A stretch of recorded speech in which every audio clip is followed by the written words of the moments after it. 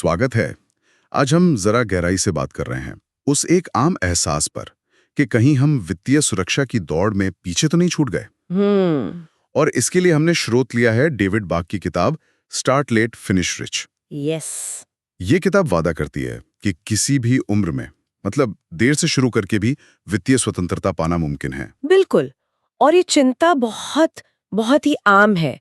कई लोग सोचते हैं कि अरे अगर 20 या 30 में बचत निवेश शुरू नहीं किया तो बस अब खेल खत्म। हाँ, कि मौका चूक गया। जी, लेकिन जैसा ये स्रोत बताते हैं, ये असल में एक मिथक है।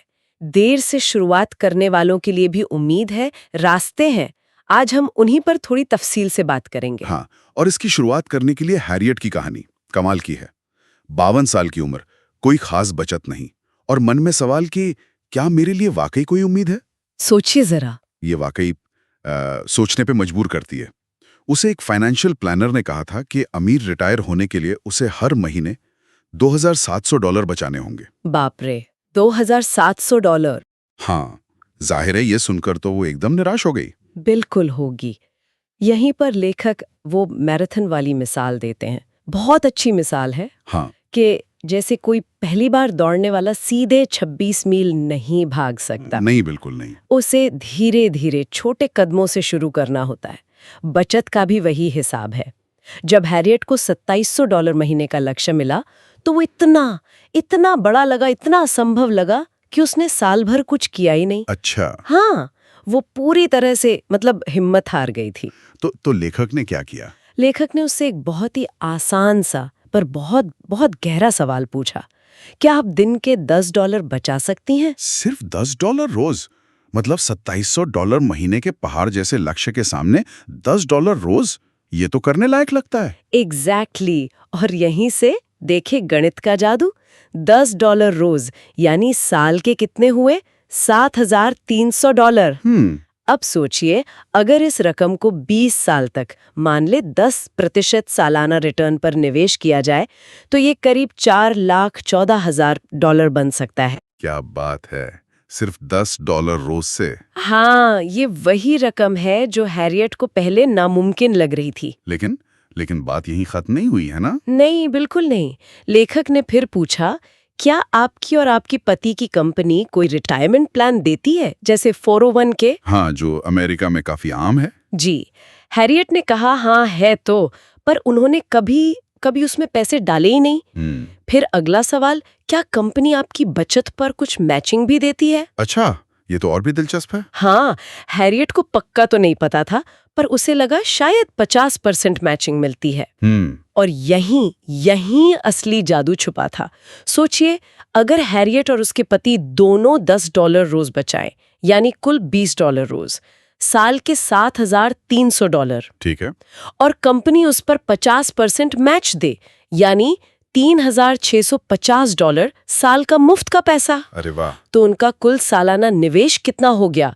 $7,300 खुद का प्लस $3,650 कंपनी का, मतलब $10,950।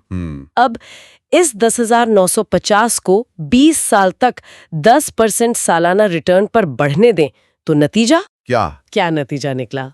$1 मिलियन से ज्यादा। $1 मिलियन $10 रोज की बचत से। हैरियट का क्या रिएक्शन था? वो हैरान रह गई, बल्कि उसे गुस्सा भी आया। गुस्सा? क्यों? कि जिस सलाहकार को उसने पैसे दिए थे सलाह के लिए, उसने उसे ये सीधी सरल स्ट्रैटेजी क्यों नहीं बताई। उसे लगा कि अगर ये बात उसे सालों पहले पता होती तो आज जिंदगी कितनी अलग होती। ये बात तो सोचने वाली है। ये कहानी असल में इस बात पर जोर देती है कि शुरुआत छोटी हो सकती है, लेकिन अगर लगातार हो, समझदारी से हो, खासकर जब आप कंपनी मैच और टैक्स बचाने वाले प्लान्स जैसे सिस्टम का फायदा उठाते हैं, तो नतीजे अविश्वसनीय हो सकते हैं। हाँ, ये सिर्फ विल पावर का खेल नहीं है, सिस्टम बनाना जरूरी है। बिल्कुल, बचत को ऑटोमेटिक बनाना, जो भी संसाधन है उनका पूरा फायदा उठाना, ये जरूरी है। और एक और बहुत बहुत जरूरी बात लेखक कहते हैं, वो है अतीत के पछतावे को छोड़ना। ओह हाँ, ये बहुत बड़ा पॉइंट है। वो कहते हैं, आप काश मैंने ये किया होता, या अगर ऐसा होता तो, सोचते रहने से ना अमीर बन सकते ना खुश। बिल्कुल। हमारा दिमाग है ना, वो अक्सर पुरानी गलतियों पर या जो मौके चूक गए उन पर अटक जाता है। हाँ, वो लूप में चलता रहता है। जी, और ये एक तरह की मानसिक बेड़ी बन जाती है। लेखक एक सिंबॉलिक तरीका बताते हैं क्या? कि अपने सारे काश और अगर वाले विचार एक कागज पर लिखें और फिर उसे जला दें। अच्छा, मतलब एक प्रतीकात्मक विदाई। हाँ, अतीत को पीछे छोड़ने और अपनी सारी ऊर्जा भविष्य पर लगाने में मदद मिलती है। हमें ये समझना होगा कि हमारा दिमाग पुरानी बातें दोहराने के लिए वायर्ड है, पर इस वायरिंग को बदला जा सकता है। खुद पर थोड़ी नरमी बरतना, गलतियों को सीखने का हिस्सा मानना, ये पहला कदम है। सही कहा। तो हैरियट की कहानी से ये तो साफ है, छोटी शुरुआत, बड़ा नतीजा और सही मानसिकता। लेकिन लेखक सिर्फ कैसे करें पर नहीं रुकते, वो क्यों करें पर भी आते हैं। मतलब पैसा कमाने का असली मकसद क्या है? हाँ, अगला अध्याय इसी गहरी बात पर है कि पैसा असल में आपको स्वतंत्रता खरीदने की ताकत देता है। स्वतंत्रता किस तरह की? अपनी शर्तों पर जीने की आजादी, वो काम करने की आजादी जो आप करना चाहते हैं, उस तरह जीने की आजादी जैसा आप जीना चाहते हैं। लेकिन यहाँ एक बड़ा दिलचस्प विरोधाभास भी सामने आता है। कैसा विरोधाभास? लेखक AARP के एक अध्ययन का जिक्र करते हैं। ये बताता है कि जो बेबी बूमर्स हैं, मतलब 1946 से 64 के बीच जन्मे लोग, हाँ। वो अपनी जिंदगी के कई पहलुओं से काफी खुश हैं। परिवार, सेहत, करियर, इन सब में संतुष्टि है। लेकिन जब बात आती है पर्सनल फाइनेंस की, तो वो सबसे कम संतुष्ट पीढ़ी है। हैं? ये तो अजीब है, खासकर तब जब हम देखते हैं कि अमेरिका में मतलब पिछले कुछ दशकों में दौलत कितनी बड़ी है। हाँ, आपने शुरू में बताया था 1960 के दशक से औसत घरेलू संपत्ति करीब 3 गुना हो गई है और करोड़पतियों की संख्या वो तो बहुत तेजी से बढ़ी है। इतने मौके और दूसरी तरफ फाइनेंशियल असंतोष, चक्कर क्या है? ये एक पेचीदा सवाल है। शायद खर्चे भी बढ़ गए या सामाजिक दबाव, हमेशा और ज्यादा पाने की इच्छा, या फिर पैसे को लेकर सही जानकारी और प्लानिंग की कमी। वजह चाहे जो भी हो, ये साफ है कि सिर्फ ज्यादा पैसा होना ही संतुष्टि की गारंटी नहीं है।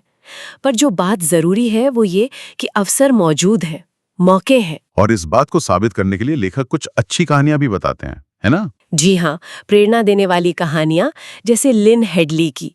उन्होंने 50 की उम्र के बाद शुरुआत की और लेखक की सलाह मानकर करोड़पति रिटायर हुई। वाह।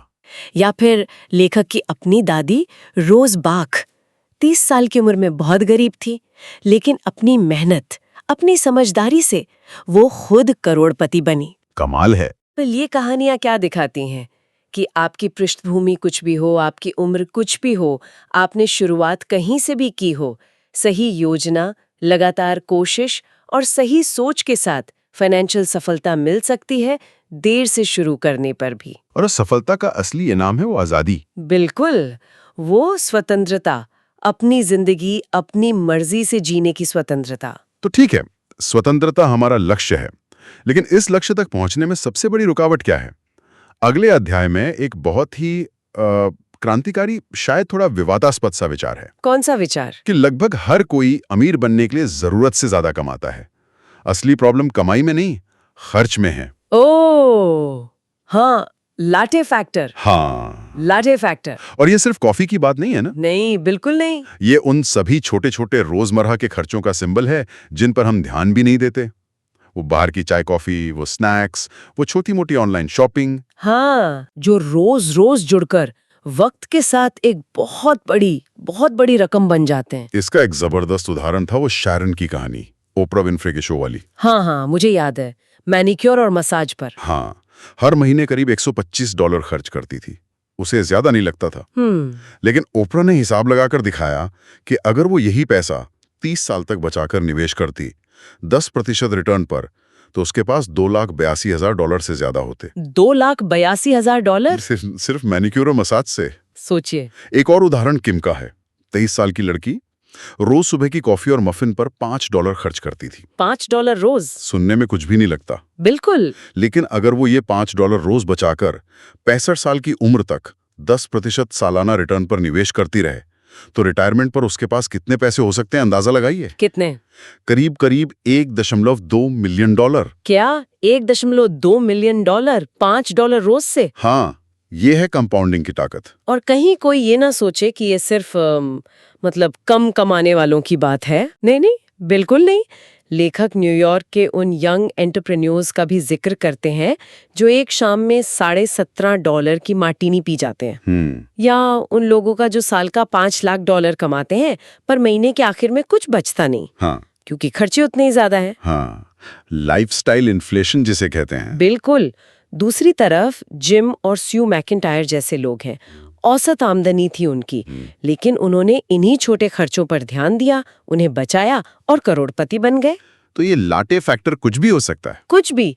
सिगरेट का पैकेट, न्यूयॉर्क में $7 रोज का खर्च, लंबे समय में $5 लाख से ज्यादा बन सकता है। बाप रे। बोतल बंद पानी, जो नल के पानी से कितना ज्यादा महंगा है। केबल टीवी के वो चैनल्स जो आप देखते भी नहीं, वो जिम मेंबरशिप जो आप इस्तेमाल नहीं करते। हाँ, ये तो बड़े खर्चे हो गए। जी। लेखक इन्हें डबल लाटे फैक्टर कहते हैं। ये वो बड़े फिक्स्ड खर्चे हैं जिनकी शायद हमें जरूरत भी ना हो। इन्हें पहचान कर कम करने से बचत पर और भी बड़ा असर पड़ता है। तो इसका हल क्या है? चाबी कहाँ है? चाबी है जागरूकता में, अवेयरनेस। जागरूकता? हाँ, लेखक एक बहुत आसान लेकिन असरदार तरीका बताते हैं। कम से कम एक दिन के लिए अपना हर एक पैसा कहाँ खर्च हो रहा है उसे लिखें।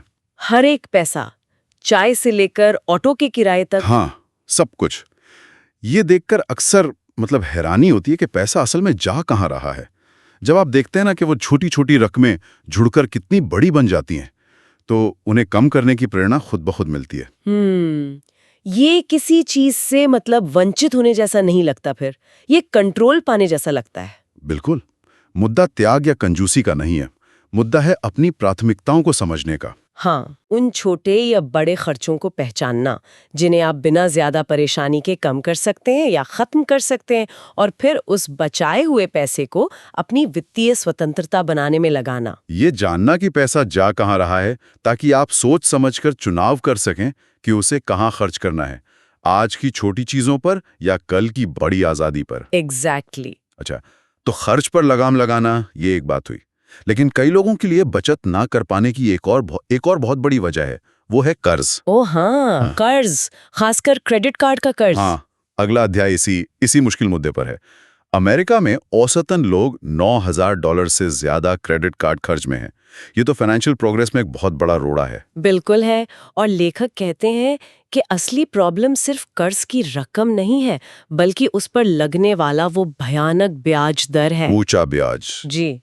उन्होंने टेरी और टैमी का उदाहरण दिया। उन पर $30,000 का कर्ज था और वो उस पर करीब 20% ब्याज चुका रहे थे। 20%? हाँ, उनका जो $750 का महीने का मिनिमम पेमेंट था, वो ज्यादातर ब्याज चुकाने में ही जा रहा था। मूलधन तो जैसे कछुए की चाल से कम हो रहा था। ये तो बहुत मुश्किल स्थिति है। बहुत ज्यादा। और यहीं पर लेखक एक ऐसी सलाह देते हैं जो थोड़ी चौंका सकती है, थोड़ी अलग है पारंपरिक सलाह से। क्या सलाह है? ज्यादातर एक्सपर्ट्स क्या कहते हैं कि पहले अपना सारा ध्यान कर्ज चुकाने पर लगाओ, खासकर ऊंची ब्याज वाला कर्ज। जब वो खत्म हो जाए तब बचत शुरू करो। सही, हाँ, यही सुना है, पहले कर्ज खत्म करो। लेकिन लेखक का तर्क है, खासकर अगर आपने देर से शुरुआत की है तो कर्ज चुकाते हुए ही बचत करना शुरू कर देना चाहिए। कर्ज चुकाते हुए बचत, ये थोड़ा अजीब नहीं लगता? हाँ, ये पारंपरिक सोच को चुनौती देता है, पर इसके पीछे एक बहुत ठोस लॉजिक है, अवसर लागत का, अपॉर्चुनिटी कॉस्ट। अवसर लागत मतलब ये कि अगर आप सिर्फ कर्ज चुकाने पर ही अपना सारा पैसा और ध्यान लगा देते हैं तो बचत शुरू करने में आपको सालों लग सकते हैं। इन सालों में आप चक्रवृद्धि ब्याज यानी कंपाउंड इंटरेस्ट के उस जबरदस्त असर से चूक जाते हैं। वो असर जहां आपका पैसा आपके लिए पैसा कमाना शुरू करता है। इस देरी की कीमत बहुत ज्यादा हो सकती है। अच्छा, इसका कोई उदाहरण है किताब में? हाँ, उन्होंने एक उदाहरण दिया है। मान लीजिए आपके पास हर महीने $300 हैं। आप इसे कर्ज चुकाने या बचाने में लगा सकते हैं। ठीक है, $300 महीना। सिनेरियो 1, आप पहले 10 साल तक पूरे $300 सिर्फ कर्ज चुकाने में लगाते हैं, फिर अगले 20 साल तक $300 बचाते हैं। 10% रिटर्न पर 30 साल बाद आपके पास बचत में कितने होंगे? करीब $2,27,811। $2,27,811, ठीक है। सिनेरियो 2, आप शुरू से ही इस $300 को आधा आधा बांट देते हैं। $150 महीना कर्ज चुकाने में और $150 महीना बचाने में, पूरे 30 साल तक। अच्छा, साथ साथ। हाँ, अब 10% रिटर्न पर 30 साल बाद आपके पास बचत में कितने होंगे? करीब $3,39,073। $3,39,073। ये तो पहले वाले से $1,03,000 ज्यादा है। जी हाँ, लगभग $1,11,000 ज्यादा। ऐसा क्यों? क्योंकि आपने बचत जल्दी शुरू की और चक्रवृद्धि ब्याज को काम करने के लिए ज्यादा समय दिया, भले ही शुरुआत छोटी रकम से हुई। ये तो वाकई आंखें खोलने वाला गणित है ना? और ये जो न्यूनतम भुगतान वाला जाल है, मिनिमम पेमेंट वाला, ये तो और भी खतरनाक लगता है फिर। बहुत खतरनाक। लेखक बताते हैं कि अगर किसी पर $10,000 का क्रेडिट कार्ड कर्ज है, मान लीजिए 19.98% ब्याज दर पर, और वो हर महीने सिर्फ मिनिमम पेमेंट करता है, तो पता है उसे कर्ज चुकाने में कितना वक्त लग सकता है? कितना? 37 साल से ज्यादा। 37 साल $10,000 के लिए? हाँ, और इन 37 सालों में वो ब्याज कितना चुका देगा? करीब $19,000। $10,000 के कर्ज पर $19,000 का ब्याज। ये तो सोचना भी डरावना है। बिल्कुल। क्रेडिट कार्ड कंपनियां जानबूझकर मिनिमम पेमेंट इतना कम रखती हैं ताकि लोग सालों तक कर्ज के जाल में फंसे रहें और वो ब्याज कमाते रहें। लेखक का मूल मंत्र सीधा है, अगर आप गड्ढे में हैं तो सबसे पहले खोदना बंद करें, मतलब? और कर्ज लेना बंद करें। एग्जैक्टली। तो इसका मतलब हुआ कि क्रेडिट कार्ड का इस्तेमाल बहुत बहुत सोच समझ कर करना चाहिए। जी हाँ। कोशिश करें कि कार्ड से सिर्फ उतना ही खर्च करें जितना आप महीने के अंत में पूरा चुका सकते हैं। क्रेडिट कार्ड को कर्ज का साधन नहीं, पेमेंट की सुविधा समझें। और एक साइकोलॉजिकल ट्रिक जो अक्सर काम करती है वो है नकद का ज्यादा इस्तेमाल करना। कैश। हाँ, जब आप अपनी जेब से नोट निकाल कर देते हैं ना, तो खर्च का एहसास ज्यादा होता है, बजाय इसके कि बस एक प्लास्टिक कार्ड स्वाइप कर दिया। हाँ, ये बात तो है। कैश देने में थोड़ा दर्द होता है। हाँ, ये आपको खर्च करने से पहले शायद 2 बार सोचने पर मजबूर कर दे। तो इन शुरुआती अध्यायों से जो बातें निकल कर आई हैं वो वाकई बहुत बहुत काम की हैं। सबसे पहली और शायद सबसे जरूरी बात कि शुरुआत करने में कभी देर नहीं होती। कभी नहीं। चाहे आपकी उम्र कुछ भी हो, आपकी आज की हालत कैसी भी हो, आप आज से ही शुरू कर सकते हैं। हैरियट की कहानी इसका जेता जागता सबूत है। बिल्कुल। दूसरी अहम बात है सोच बदलने की, मानसिकता। हाँ, वो अतीत के काश को छोड़ना। जी, और भविष्य पर ध्यान लगाना। ये मानना कि आप बदल सकते हैं, आप सीख सकते हैं, आप अपनी फाइनेंशियल सिचुएशन को कंट्रोल कर सकते हैं। पैसे को सिर्फ खर्च करने की चीज नहीं, बल्कि आजादी और विकल्प पाने का एक जरिया समझना। सही। तीसरी बात, अपने खर्चों को लेकर जागरूक होना। हाँ, वो लाटे फैक्टर और डबल लाटे फैक्टर कहाँ छिपे हैं, उन्हें पहचानना। ये समझना कि छोटे छोटे बदलाव भी लंबे समय में कितना बड़ा फर्क डाल सकते हैं। अपने खर्चों को ट्रैक करना शायद इसका पहला कदम हो। बिल्कुल। और आखिर में कर्ज, खासकर वो ऊंची ब्याज वाले क्रेडिट कार्ड कर्ज, उसको समझदारी से संभालना। मिनिमम पेमेंट के जाल से बचना। हाँ, और बचत को टालते न रहना। भले ही आप अभी कर्ज चुका रहे हो, कंपाउंडिंग की ताकत का फायदा उठाने के लिए जितनी जल्दी हो सके बचत शुरू करना जरूरी है, चाहे रकम छोटी ही क्यों ना हो। तो इन सब बातों को ध्यान में रखते हुए आज सुनने वालों के लिए सोचने को एक विचार छोड़ते हैं। क्या? कि आज वो एक कौन सा छोटा सा करने लायक कदम है जो कोई भी उठा सकता है। शायद वो रोज के $5 बचाने का फैसला हो, या सिर्फ आज के दिन अपने हर खर्च को लिखने का इरादा, या फिर हिम्मत करके अपनी क्रेडिट कार्ड कंपनी को फोन करके पूछना कि क्या ब्याज दर कम हो सकती है। वो एक छोटा कदम कौन सा है जो किसी को भी तुरंत एक्शन लेने और लंबे समय में वास्तविक प्रगति देखने की दिशा में आगे बढ़ा सकता है। ये सोचने वाली बात है, वो पहला छोटा कदम। नमस्कार और स्वागत है।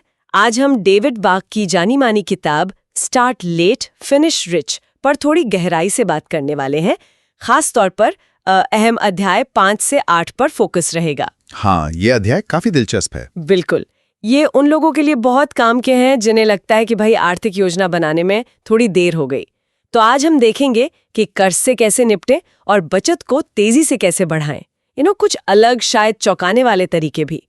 हमारे स्रोत हैं सीधे किताब के ये 4 अध्याय, और हमारा मकसद है मतलब इनमें से सबसे प्रैक्टिकल रणनीतियां निकालना। हाँ, जो असल जिंदगी में काम आ सके। सही कहा। तो फिर चलिए शुरू करते हैं। देखते हैं कि क्रेडिट कार्ड कंपनियों से कैसे निपटें और बचत को कैसे रफ्तार दें। जरूर। तो अध्याय 5 से शुरू करते हैं। इसमें क्रेडिट कार्ड कंपनियों से निपटने के कुछ ऐसे तरीके बताए गए हैं जो शायद ज्यादा लोग जानते नहीं। क्या ये कंपनियां वाकई उतनी पावरफुल हैं जितना हम सोचते हैं, या हमारे पास भी कुछ ताकत है? ये बहुत ही दिलचस्प पॉइंट है। बाक असल में यही समझाते हैं कि देखिए, क्रेडिट कार्ड का जो मार्केट है ना, वो बहुत ज़्यादा कॉम्पिटिटिव है। उन्हें ग्राहक चाहिए और उन्हें बनाए रखने के लिए वो काफ़ी कुछ करने को तैयार रहते हैं। अच्छा। हाँ, तो इसका सीधा मतलब है कि आपके पास मोल भाव करने की गुंजाइश है। वे आपको खोना नहीं चाहते बेसिकली। मोल भाव क्रेडिट कार्ड कंपनी से, मतलब इंटरेस्ट रेट कम करवाने या लेट फीस माफ करवाने के लिए? ये सुनने में थोड़ा मुश्किल सा लगता है। क्या ये वाकई काम करता है? मान जाती है कंपनियां? किताब के हिसाब से हाँ, बिल्कुल संभव है। रणनीति यह है कि आप पूरी तैयारी के साथ कॉल करें, अपनी मौजूदा ब्याज दर पता हो आपको, दूसरी कंपनियों के ऑफर्स, खासकर वो 0% बैलेंस ट्रांसफर वाले, उनका जिक्र करें और थोड़ी दृढ़ता से अपनी बात रखें। अगर पहली बार में बात ना बने तो कहें कि सुपरवाइजर से बात करनी है। अच्छा। बाख का सुझाव है कि अगर आप विनम्र हैं लेकिन अपनी बात पे अड़े हैं तो चांसेस अच्छे हैं। और जहां तक लेट फीस या एनुअल फीस माफ करवाने की बात है, किताब कहती है कि अक्सर बस एक फोन कॉल करके विनम्रता से पूछना ही काफी होता है। सोचिए, लेट फीस कभी-कभी $39 तक होती है। उसे माफ करवाना भी तो एक छोटी बचत ही है ना। हाँ, वो तो है। ये वाकई कई लोगों के लिए एक राहत की बात हो सकती है। लेकिन किताब में एक और जरूरी बात पर जोर दिया गया है कि लक्ष्य सिर्फ कर्ज को यहाँ-वहाँ शिफ्ट करना या कम ब्याज दर पाना नहीं है। लक्ष्य है उसे जड़ से खत्म करना। बिल्कुल सही कहा। और यहीं से हम अध्याय 6 के एक बहुत ही महत्वपूर्ण और शायद सबसे कंट्रोवर्शियल विचार पर आते हैं। बाख का तर्क है कि आपको कर्ज चुकाने और बचत करने का काम एक साथ करना चाहिए, खासकर अगर आपने देर से शुरुआत की है। एक मिनट, ये तो उस सना के एकदम उलट है जो हम हमेशा से सुनते आए हैं कि भाई पहले पूरा कर्ज चुकाओ फिर बचत के बारे में सोचना। किताब तो इसे देर से शुरू करने वालों के लिए वित्तीय विफलता की रेसिपी तक कहती है। क्या ये थोड़ा रिस्की नहीं लगता? कहीं ऐसा ना हो कि दोनों ही काम अधूरे रह जाएं? सवाल बिल्कुल जायज है और बहुत लोग यही सोचते हैं। लेकिन अगर हम इसे बड़ी तस्वीर में देखें, जैसा बाक समझाते हैं, तो सिर्फ कर्ज पर फोकस करने का मतलब है कि आप बचत शुरू करने में कई साल लगा सकते हैं, शायद 5 साल, 10 साल। और इन सालों में आप कंपाउंडिंग का जो जादू है, जो चक्रवृद्धि ब्याज से फायदा मिलता है, उससे पूरी तरह चूक जाते हैं। कंपाउंडिंग। हाँ, किताब में कैरेन और विक्टर का एक बहुत पावरफुल उदाहरण है। उनकी सालाना आय $75,000 थी। उन्होंने वो पारंपरिक सलाह नहीं मानी। रोजाना $10 कर्ज चुकाने और $10 बचाने की स्ट्रैटेजी अपनाई। सिर्फ $10 रोज? हाँ, और नतीजा, वे ना सिर्फ 3 साल से भी कम में कर्ज मुक्त हो गए, बल्कि रिटायरमेंट के लिए लगभग $700,000 जमा करने की राह पर भी आ गए। सोचिए, अगर वे पहले कर्ज चुकाने में 5-10 साल लगा देते तो कितना कुछ मिस कर जाते। वाह, $10 रोज से इतना बड़ा फर्क, ये तो वाकई सोचने वाली बात है।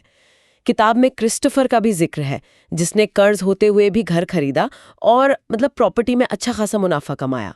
तो संदेश साफ है, इंतजार मत करो। हाँ, और एक और डराने वाला आंकड़ा जो किताब देती है, अगर आप बचत शुरू करने के लिए सिर्फ 10 साल भी इंतजार करते हैं तो आपकी कुल जमा हो सकने वाली रकम का लगभग 1/3 हिस्सा कम हो सकता है। कंपाउंडिंग का खेल ही ऐसा है, टाइम इज मनी, लिटरली। ठीक है, तो मान लिया कि कर्ज चुकाने और बचत करने का काम साथ साथ करना है, ये पॉइंट समझ आ गया। लेकिन अगर कर्ज बहुत ज्यादा है और इसे कम ब्याज दर पर कंसोलिडेट करना मुश्किल हो रहा हो, तब क्या करें? तब किताब DOLP सिस्टम का सुझाव देती है। ये क्या है? Dead on last payment. अजीब सा नाम है। हाँ, नाम थोड़ा अलग है। DOLP ये बेसिकली कर्ज चुकाने को प्राथमिकता देने का एक तरीका है, जिसे बाख ने खास तौर पर क्रेडिट कार्ड कर्ज के लिए बनाया है। तरीका यह है, आप अपने हर क्रेडिट कार्ड का कुल बकाया बैलेंस लेते हैं और उसे उसके मिनिमम मंथली पेमेंट से भाग देते हैं। अच्छा। Balance divided by minimum payment. हाँ। इससे हर कार्ड के लिए एक DOLP रैंक निकलता है। जिस कार्ड का रैंक सबसे कम आता है वो आपकी टॉप प्रायोरिटी बन जाता है। ओके, सबसे कम रैंक मतलब सबसे पहली प्रायोरिटी। बिल्कुल। अब आप अपनी एक्स्ट्रा पेमेंट कैपेसिटी, जैसे आपकी लाटे फैक्टर बचत का आधा हिस्सा। लाटे फैक्टर यानी वो छोटी छोटी फिजूल खर्ची है ना, कॉफी, स्नैक्स वगैरह। हाँ, वही। उस बचाए हुए पैसे को आप सबसे कम रैंक वाले कार्ड पर लगाते हैं। बाकी सभी कार्डों पर आप सिर्फ मिनिमम पेमेंट करते रहते हैं। अच्छा, तो सबसे कम रैंक वाले पर पहले अटैक करना है, लेकिन इसका फायदा क्या है? मतलब ज्यादा ब्याज वाले कार्ड को पहले चुकाना ज्यादा लॉजिकल नहीं लगता? ये एक बहुत अच्छा सवाल है। पारंपरिक सलाह तो यही कहती है कि सबसे ज्यादा ब्याज वाले को पहले टारगेट करो, जिसे एवलांच मेथड कहते हैं। लेकिन डॉलप का एक साइकोलॉजिकल फायदा है। अक्सर सबसे कम डॉलप रैंक वाला कार्ड वो होता है जिसका बैलेंस या तो सबसे कम होता है या जिसे आप सबसे तेजी से चुका सकते हैं। अच्छा। किताब का तर्क है कि जब आप जल्दी जल्दी एक एक कार्ड को पूरी तरह चुकाकर बंद करते हैं तो आपको एक जीत का एहसास होता है, एक क्विक विन मिलती है। हाँ, ये बात तो है, मोटिवेशन बढ़ता है। बिल्कुल, ये शुरुआती सफलता आपको आगे बढ़ते रहने के लिए प्रेरित करती है, खासकर जो कर्ज का पहाड़ बहुत बड़ा लग रहा हो। जैसे ही ये कार्ड का भुगतान पूरा हो जाता है, लेखक का सुझाव है कि उसे बंद कर दें, कैंची से काट दें। हाँ, ठीक है। और फिर अपनी पूरी एक्स्ट्रा पेमेंट कैपेसिटी अगले सबसे कम रैंक वाले कार्ड पर झोंक दें। इसे स्नोबॉल इफेक्ट भी कहते हैं। समझ गए, ये मोमेंटम बनाने का तरीका है, एक के बाद एक कर्ज खत्म करते जाना। लेकिन ये सब तभी काम करेगा जब आप और कर्ज लेना बंद करें, है ना? जैसा किताब में कहा गया है, अगर आप गड्ढे में हैं तो खोदना बंद करें। बिल्कुल, ये सबसे बुनियादी और सबसे जरूरी कदम है। अध्याय 7 इसी पर जोर देता है। बाग साहब कहते हैं कि क्रेडिट कार्ड को एक सुविधा की तरह इस्तेमाल करें, लोन की तरह नहीं। आइडियली तो हर महीने पूरा बिल चुकाने का लक्ष्य रखें। अगर आप अपनी खर्च करने की आदतें ही नहीं बदलते तो DOLP या कोई भी सिस्टम आपको कर्ज से बाहर नहीं निकाल सकता, वो गड्ढा गहरा होता जाएगा। सही बात है। और अगर किसी को लगे कि वे खुद ये सब नहीं संभाल पा रहे हैं, मतलब कर्ज बहुत ज्यादा है और समझ नहीं आ रहा कि कहाँ से शुरू करें, ऐसी सिचुएशन में मदद लेना बिल्कुल भी गलत नहीं है, बल्कि समझदारी है। अध्याय 7 इसी बारे में है, एक भरोसेमंद क्रेडिट काउंसलिंग एजेंसी कैसे खोजें। लेकिन यहां बहुत सावधान रहने की जरूरत है। बाग धोखाधड़ी करने वाली एजेंसियों के खतरों से भी आगाह करते हैं। अच्छा, मतलब फ्रॉड भी होता है इसमें? हाँ बिल्कुल, ऐसी कंपनियां जो बहुत ज्यादा फीस लेती हैं, जो अवास्तविक वादे करती हैं, जैसे आपकी क्रेडिट रिपोर्ट से सही नेगेटिव जानकारी हटाने का दावा करना जो कि गैरकानूनी है, या जो आपको तुरंत साइन अप करने के लिए बहुत दबाव डालती हैं, उनसे बचना चाहिए। तो सही एजेंसी कैसे पहचाने? किताब national foundation for credit counselling NFCC का जिक्र करती है। ये एक गैर लाभकारी संस्था है। या फिर बेटर बिजनेस ब्यूरो BBB जैसे संगठनों से जांच करने का सुझाव देती है। एक अच्छी एजेंसी आपकी पूरी वित्तीय स्थिति का विश्लेषण करेगी और एक प्रैक्टिकल प्लान बनाने में मदद करेगी, ना कि सिर्फ झूठे वादे। ठीक है, तो कर्ज से निपटने के कुछ ठोस तरीके देखे हमने। बातचीत करना, DOLP सिस्टम का इस्तेमाल करना और जरूरत पड़ने पर सही मदद लेना। लेकिन जैसा कि हमने पहले बात की, सिर्फ कर्ज चुकाना काफी नहीं है, खासकर अगर शुरुआत देर से हुई हो। तो फिर बचत की रफ्तार कैसे बढ़ाई जाए? अध्याय 8 का टाइटल ही है पे योरसेल्फ फर्स्ट फास्टर। पहले खुद को भुगतान करें और तेजी से। ये तेजी से वाला हिस्सा खास तौर पर जरूरी लगता है ना? हाँ बिल्कुल, देर से शुरू करने वालों के लिए ये तेजी वाला हिस्सा नॉन नेगोशिएबल जैसा है। अध्याय 8 का कोर मैसेज यही है कि अपनी बचत को प्रायोरिटी दें और उसे ऑटोमेट करें, खासकर टैक्स कटने से पहले। ये प्री टैक्स रिटायरमेंट खातों के जरिए किया जा सकता है। प्री टैक्स मतलब वो पैसा जो आपकी सैलरी से कटकर सीधे रिटायरमेंट अकाउंट में चला जाता है, जिस पर अभी टैक्स नहीं लगता। टैक्स बाद में लगता है जब आप रिटायरमेंट में पैसा निकालते हैं। अमेरिका में इसके लिए 401k या IRA जैसे खाते होते हैं। भारत और अन्य देशों में भी इसी तरह की टैक्स बचाने वाली रिटायरमेंट स्कीम्स होती हैं, जैसे EPF, NPS वगैरह। किताब इसे मजेदार अंदाज में कहती है, अंकल सैम यानी सरकार से पहले अपना पैसा पाने का तरीका। हाँ, अच्छा है। तो कितना बचाना चाहिए? किताब कहती है कि लक्ष्य रोजाना की आय का कम से कम 1 घंटा, मतलब लगभग 12.5%। और देर से शुरू करने वालों के लिए शायद 2 घंटे, यानी 25% तक। 25%? ये तो बहुत ही ज्यादा लगता है। मतलब हो पाता है क्या? ये प्रैक्टिकल है? हाँ देखिए, 25% का आंकड़ा पहली बार में डरा सकता है, मैं समझता हूं। लेकिन यहाँ 2 बातें समझने वाली हैं। पहली, ये एक लक्ष्य है। जरूरी नहीं कि आप पहले दिन से ही इतना बचाने लगें। बाग कहते हैं कि धीरे धीरे इसे बढ़ाएं। अच्छा, धीरे धीरे। हाँ, आप रोज 30 मिनट की आय, मतलब लगभग 6% बचाने से शुरू कर सकते हैं। फिर 6 महीने बाद इसे 1 घंटे 12% तक बढ़ा सकते हैं और फिर धीरे धीरे अपने फाइनल टारगेट तक पहुंच सकते हैं। या एक और तरीका है कि आप हर महीने या हर सैलरी हाइक पर अपनी बचत दर में सिर्फ 1% की वृद्धि करते जाएं, छोटा छोटा स्टेप। 1% बढ़ाना उतना मुश्किल नहीं लगेगा शायद। और दूसरी बात क्या थी? दूसरी और शायद ज्यादा महत्वपूर्ण बात यह है कि प्री टैक्स बचत का आपकी टेक होम सैलरी पर उतना असर नहीं पड़ता जितना आप सोचते हैं। क्यों? क्योंकि इससे आपका टैक्सेबल इनकम कम हो जाता है, तो आपका इनकम टैक्स भी कम हो जाता है। किताब में $50,000 सालाना वेतन का उदाहरण है। अगर कोई व्यक्ति 12.5% यानी $5200 प्रति माह बचाता है, हाँ, तो टैक्स बचत के कारण उसके हाथ में आने वाले वेतन में असल में सिर्फ $336 के आसपास की कमी आती है, ना कि पूरे $520 की। अरे वाह, ये तो बहुत बड़ा फर्क है। $520 बचाने पर जेब से सिर्फ 336 कम हुए। टैक्स वाला एंगल तो इसे काफी आसान बना देता है सोचने में।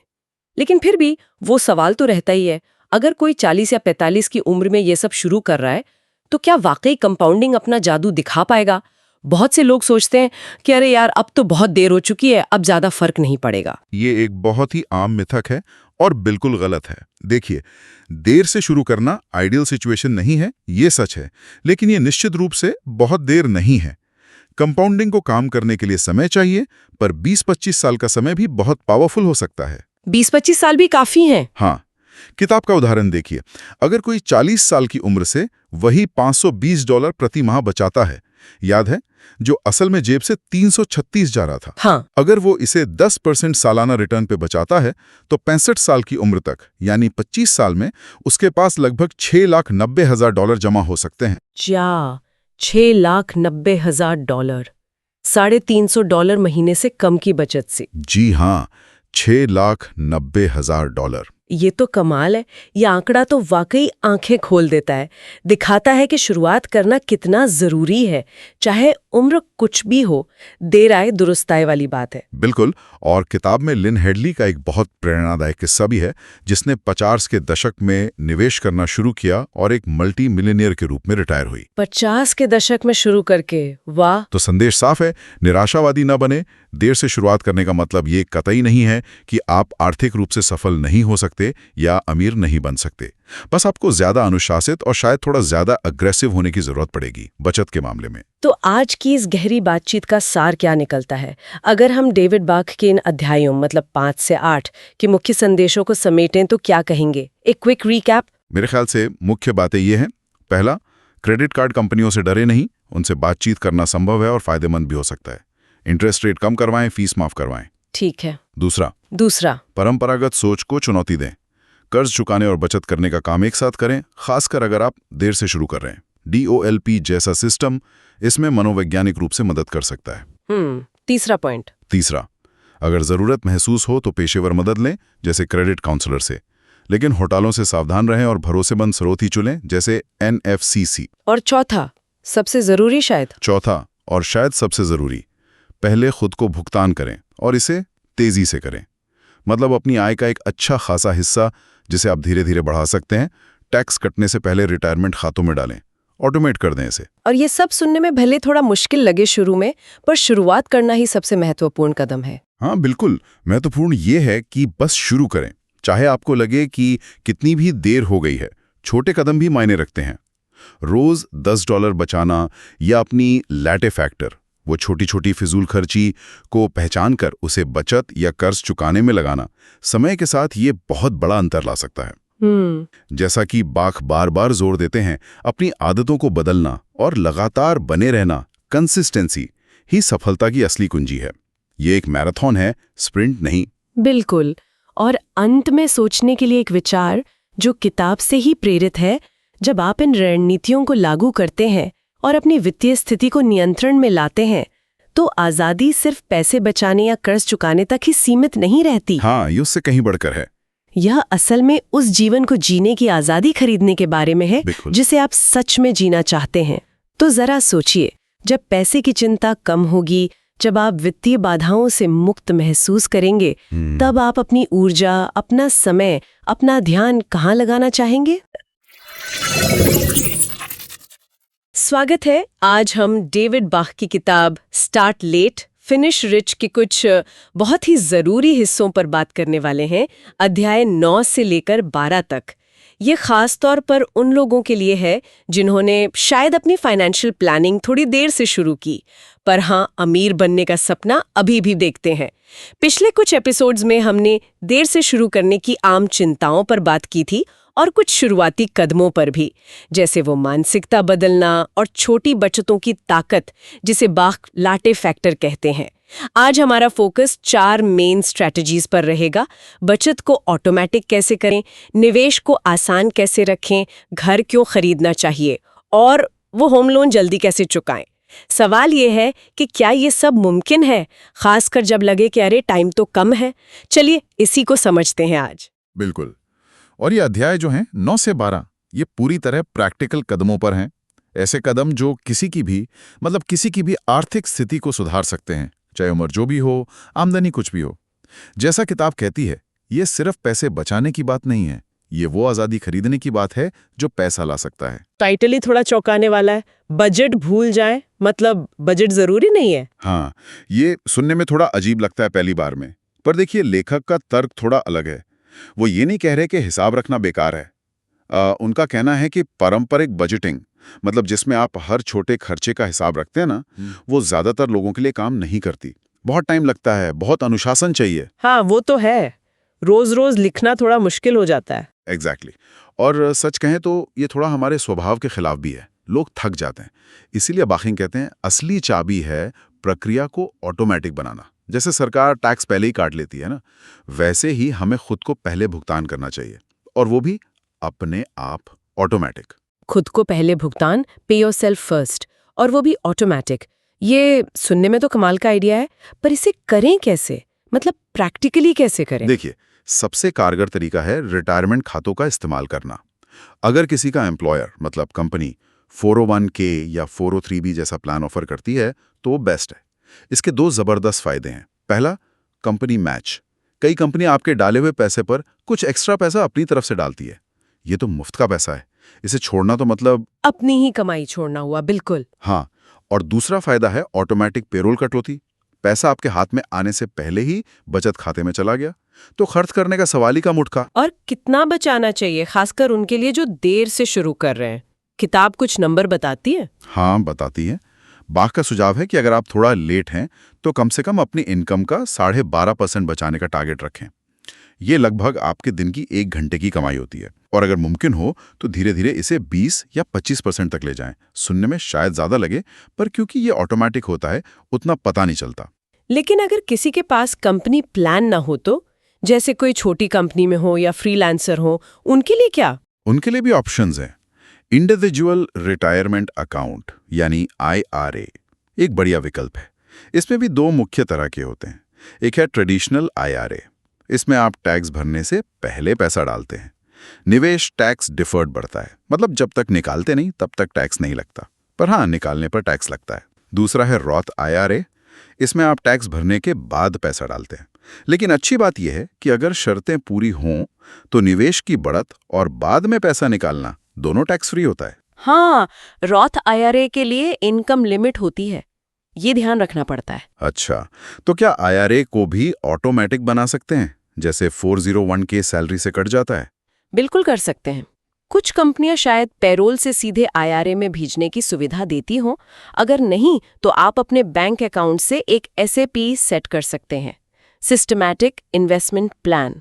इससे हर महीने एक फिक्स्ड अमाउंट आपके अकाउंट से निकलकर आपके IRA में चला जाएगा। बस एक बार सेट करना है, set it and forget it वाला हिसाब। और जो लोग सेल्फ एम्प्लॉयड हैं, अपना बिजनेस करते हैं, उनके लिए तो शायद और भी अच्छे विकल्प हैं। SEP, IRA और सोलो 401k जैसे प्लान्स उन्हें काफ़ी ज़्यादा पैसा डालने की इजाज़त देते हैं। किताब के समय 2004 के करीब ये लिमिट $41,000 सालाना तक थी। अब तो और बढ़ गई होगी। तो जो देर से शुरू कर रहे हैं वो इन प्लान से तेज़ी से काफ़ी ज़्यादा बचत कर सकते हैं। ठीक है, तो ये बचत ऑटोमेटिक करने का तरीका तो समझ आ गया। ये वाकई एक बड़ा स्टेप है। अब जो पैसा बचा लिया उसका करना क्या है? अध्याय 10 कहता है निवेश योजना उबाऊ होनी चाहिए। बोरिंग। ये तो बिल्कुल उल्टी बात लगती है। सब तो एक्साइटिंग रिटर्न चाहते हैं। हाँ, ये भी थोड़ा काउंटर इंट्यूटिव लगता है, पर बाख का तर्क है कि मार्केट को टाइम करने की कोशिश करना, मतलब ये अंदाजा लगाना कि कब खरीदें कब बेचें, ये बेकार है। बहुत सारी स्टडीज हैं जो दिखाती हैं कि अगर आप मार्केट के कुछ सबसे अच्छे दिनों को मिस कर देते हैं तो आपका रिटर्न बहुत कम हो जाता है। इसलिए सफल निवेश का राज है लगातार बने रहना और चीजों को सिंपल रखना। और यहीं पर वो परफेक्ट पाई अप्रोच की बात करते हैं। परफेक्ट पाई अप्रोच, ये क्या है? नाम तो मजेदार है। ये बेसिकली आपके निवेश को 3 बराबर हिस्सों में बांटना का एक आसान तरीका है। जैसे एक पाई के 3 टुकड़े। पहला तिहाई रियल एस्टेट।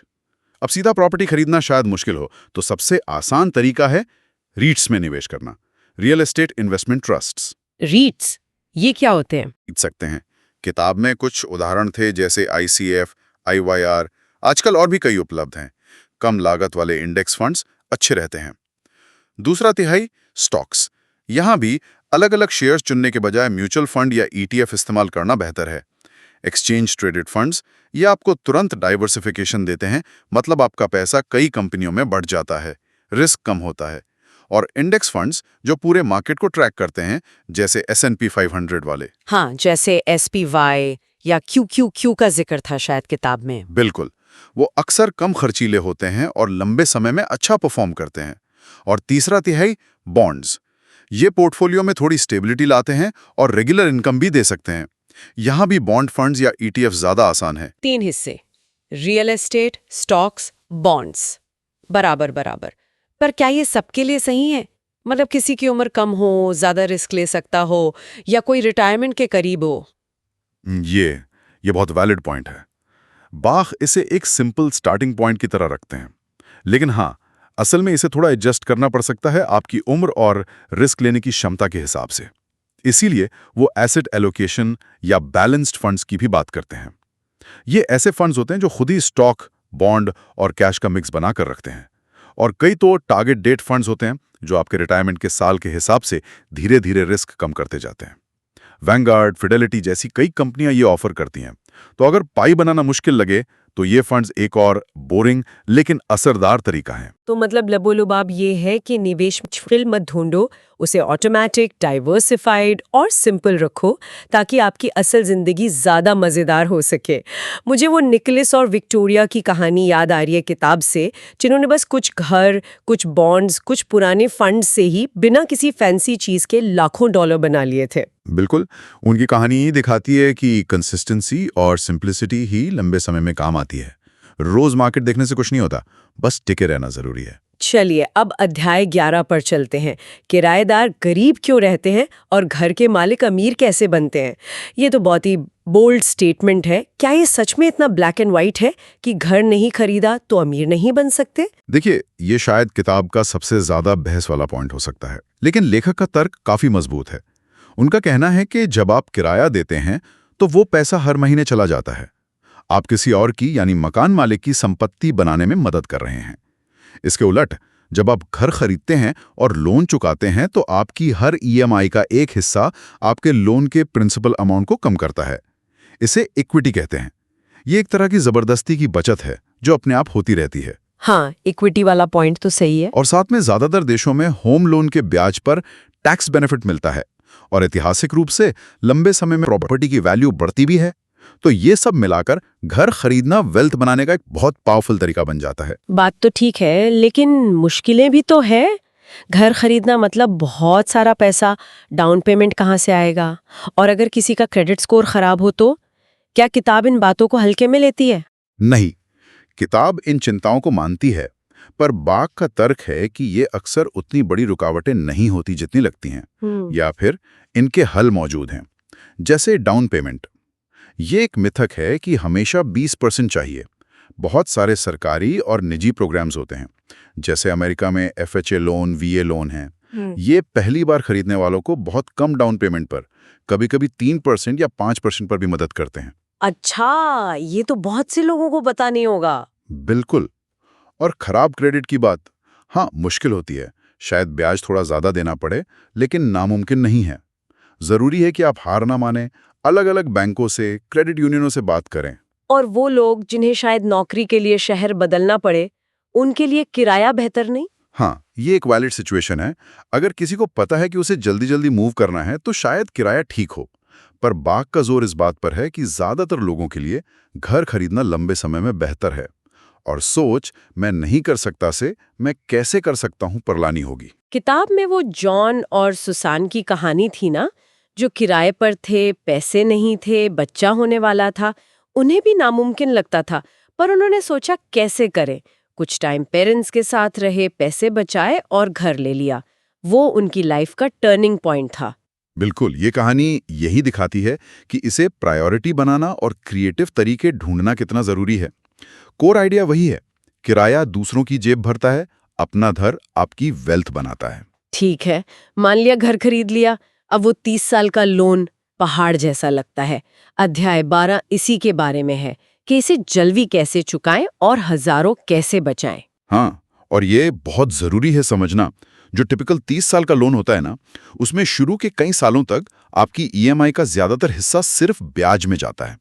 प्रिंसिपल बहुत धीरे धीरे कम होता है। बैंक इसी तरह कमाते हैं। सही बात है, शुरू में तो लगता है प्रिंसिपल कम ही नहीं हो रहा। तो इसका तोड़ क्या है?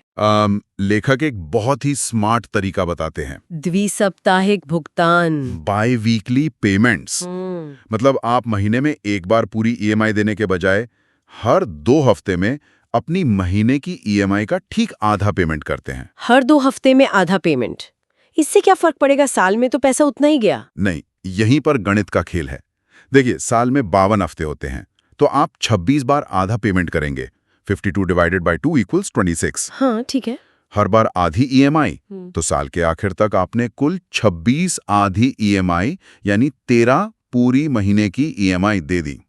जबकि नॉर्मल लोन में आप साल में सिर्फ 12 ईएमआई देते हैं। वो जो एक एक्स्ट्रा ईएमआई साल में जाती है, वो सीधे आपके प्रिंसिपल अमाउंट को कम करती है, ब्याज को नहीं। अरे वाह! सिर्फ हर 2 हफ्ते में पेमेंट करने से एक एक्स्ट्रा पेमेंट हो जाती है साल में। हाँ, और इसका असर बहुत बड़ा होता है। कितना बड़ा, कुछ अंदाजा?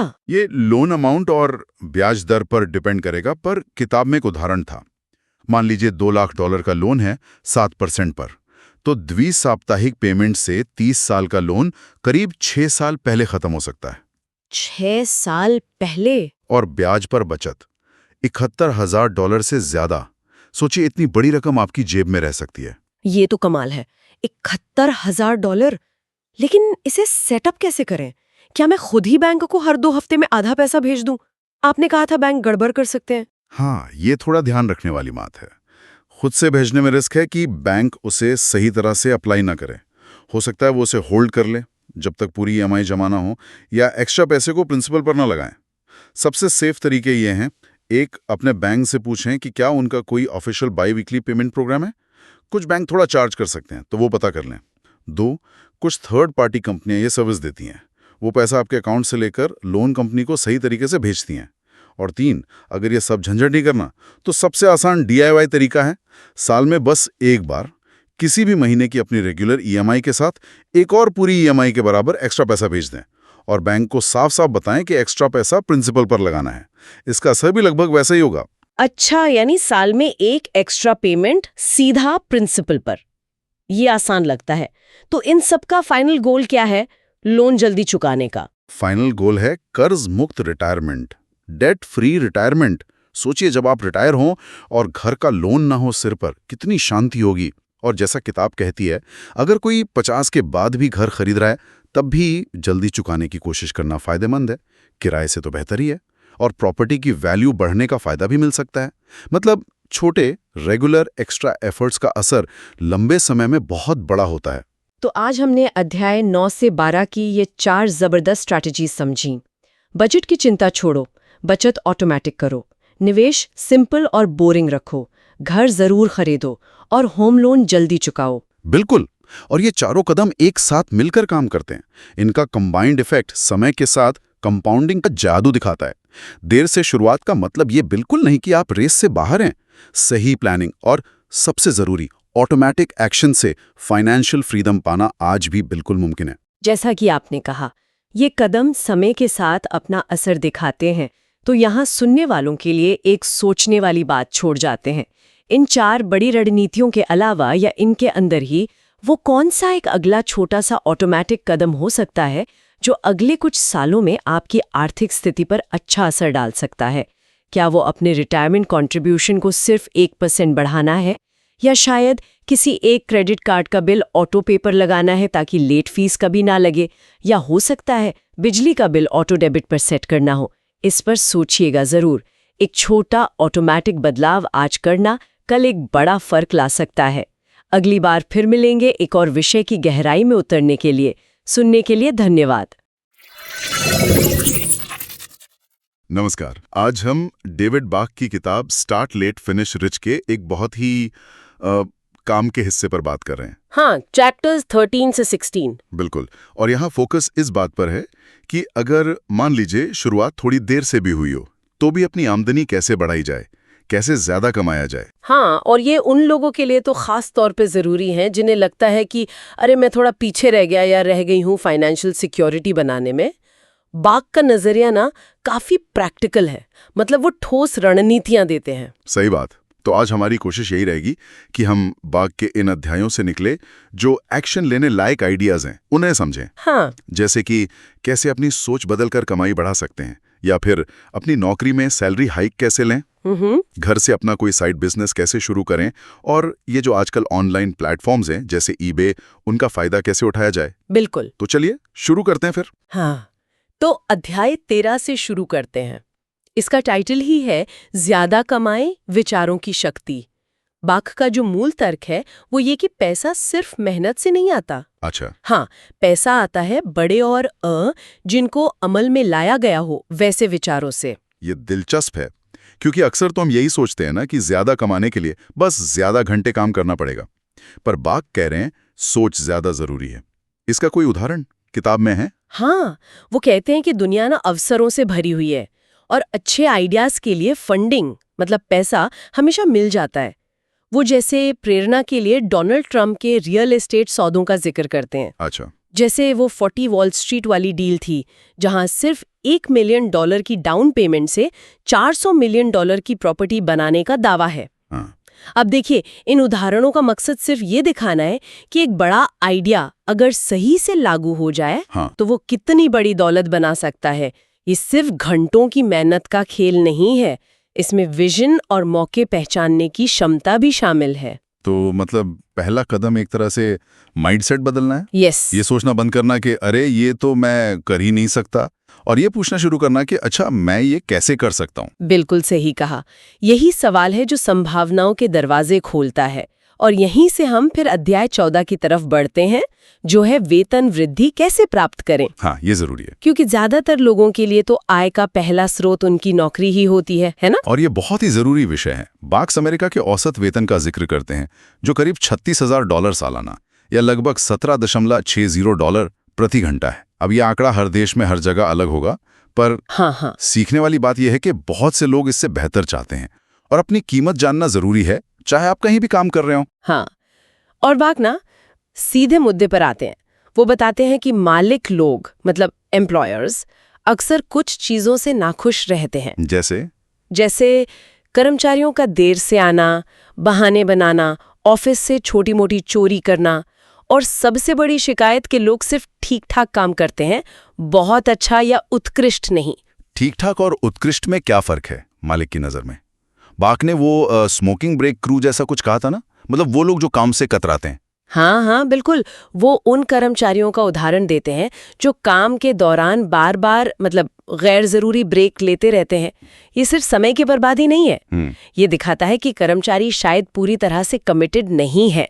मालिक उन कर्मचारियों को ज्यादा महत्व देते हैं जो उत्कृष्ट होते हैं, मतलब जो खुद से पहल करते हैं, प्रॉब्लम सॉल्व करते हैं और उम्मीद से ज्यादा काम करके दिखाते हैं। ऐसे कर्मचारी अक्सर अपनी सैलरी से दुगना मूल्य कंपनी को देते हैं। हाँ, वो जिम कॉलिंस की किताब गुड टू ग्रेट में भी तो यही बात है कि महान कंपनियां सही लोगों को मतलब ग्रेट एम्प्लॉयज को हायर करने पर फोकस करती हैं। तो सवाल यह है कि कोई कर्मचारी ठीक ठाक से उत्कृष्ट कैसे बने और फिर सैलरी हाइक कैसे मांगे? बाका कोई तरीका है इसके लिए? हाँ, बिल्कुल। वो 4 हफ्ते की एक पूरी कार्य योजना देते हैं और ये काफी प्रैक्टिकल है। अच्छा, 4 हफ्ते की योजना क्या है वो? ये तय करें कि आप क्या चाहते हैं, मतलब सिर्फ ये नहीं कि ज्यादा पैसे चाहिए। एक स्पष्ट लिखा हुआ लक्ष्य, आपको कितनी वेतन वृद्धि चाहिए, एक फिक्स रकम तय करें। बाकी एक उदाहरण देते हैं कनाडा की कटरीना का। हाँ। जो $15 प्रति घंटे की नौकरी से शुरू करके $80,000 सालाना वेतन तक पहुंची। क्यों? क्योंकि उसने अपने लक्ष्य साफ रखे और उनके लिए प्लान बनाया। ओके, तो लक्ष्य तय करना पहला कदम है। फिर दूसरे हफ्ते में 7 जादुई सवाल पूछें। ये सवाल खुद से और शायद अपने मैनेजर से भी पूछने हैं, ये समझने के लिए कि आप कंपनी के लिए सबसे ज्यादा वैल्यू कहाँ ऐड करते हैं। यहीं पर वो 80-20 नियम आता है ना। हाँ, 80-20 मतलब आपकी कौन सी 20% एक्टिविटीज 80% रिजल्ट देती हैं, उन एक्टिविटीज पर फोकस करें। और साथ ही बाक 20-60-20 नियम का भी जिक्र करते हैं कि कंपनियां अक्सर कर्मचारियों को 3 ग्रुप में देखती हैं। टॉप 20% स्टार परफॉर्मर, बीच के 60% जो ठीक ठाक काम करते हैं, और नीचे के 20% जिनका परफॉर्मेंस कमजोर है। तो लक्ष्य होना चाहिए टॉप 20% में आना। ये तो खुद का एनालिसिस करने और अपनी सबसे जरूरी भूमिका समझने में मदद करेगा। अच्छा, तीसरा हफ्ता किस बारे में? अपनी पर्सनल ब्रांड बनाएं। इसका मतलब है कि आपकी प्रोफेशनल रेपुटेशन कैसी है। लोग आपके काम, आपके एटीट्यूड, आपकी भरोसेमंदी के बारे में क्या सोचते हैं। क्या आप टाइम पर काम पूरा करते हैं? क्या आपका रवैया पॉजिटिव है? इसे सुधारने के लिए आप क्या कर सकते हैं? ये सुनने में तो अच्छा लगता है, पर्सनल ब्रांड बनाना, पर ये थोड़ा अस्पष्ट सा नहीं लगता? बाकी से और कैसे समझाते हैं? क्या ये सिर्फ अच्छा दिखने के बारे में? नहीं, सिर्फ दिखने के बारे में नहीं है। ये लगातार अच्छा परफॉर्म करने और एक पॉजिटिव रवैया रखने के बारे में है। मतलब ये पक्का करना कि जब आपका नाम आए तो लोगों के मन में भरोसा, क्षमता और एक अच्छी वाइब आए। ये आपकी पहचान बन जाती है काम की जगह पर। समझ गया। और आखिरी हफ्ता मतलब चौथा हफ्ता? वेतन वृद्धि मांगे। अब जब आपने अपना मूल्य बढ़ा लिया है और उसे साबित भी कर दिया है, तो अब मांगने का समय है। इसकी तैयारी करें, प्रैक्टिस करें, अपने बॉस से मीटिंग का टाइम लें और पूरे कॉन्फिडेंस से अपना केस रखें। सिर्फ ये ना कहें कि आपको ज्यादा पैसे चाहिए, हाँ, बल्कि ये बताएं कि आपने कंपनी के लिए एक्स्ट्रा वैल्यू कैसे जोड़ी है, आपने क्या ठोस परिणाम दिए हैं और इसलिए आप इस हाइक के हकदार क्यों हैं। ये वाकई एक व्यवस्थित तरीका लगता है। पर ये तो उनके लिए हुआ जो नौकरी करते हैं। जो लोग सेल्फ एम्प्लॉयड हैं या अपना काम करते हैं, उनके लिए क्या सलाह है? उनके लिए सलाह और भी सीधी है। अपनी दरें बढ़ाएं। बाक अपना ही उदाहरण देते हैं कि कैसे उन्होंने अपने स्पीकिंग फी को समय के साथ 10 गुना तक बढ़ाया।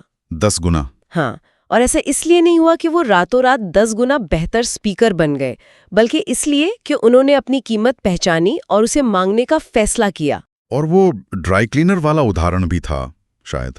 हाँ, वो ड्राई क्लीनर जो हर साल नियमित रूप से अपनी कीमतें 5% बढ़ाता है और ग्राहक फिर भी आते रहते हैं। संदेश साफ है, बाजार आपको उतना ही भुगतान करता है जितना उसे लगता है कि करना पड़ेगा, और जितना आप लेने को तैयार हैं। आपको अपनी कीमत तय करनी होगी और उससे कॉन्फिडेंस से मांगना होगा।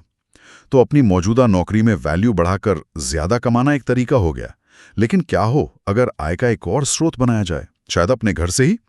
डेविड बाक अध्याय 15 में इसी पर बात करते हैं, और ये उन लोगों के लिए खासतौर पर दिलचस्प हो सकता है जो महसूस करते हैं कि उन्हें कमाई के मामले में थोड़ा कैचअप करना है। बिल्कुल, घर से बिजनेस करना आजकल काफी कॉमन हो गया है। बाग बताते हैं कि अमेरिका में 18 मिलियन से ज्यादा ऐसे व्यवसाय हैं जो सालाना $427 बिलियन से ज्यादा का रेवेन्यू पैदा कर रहे हैं। यहाँ अहम बात यह है कि आप अपनी मौजूदा नौकरी रखते हुए भी एक साइड बिजनेस शुरू कर सकते हैं। हाँ, ये अच्छी बात है। ये कुछ भी हो सकता है।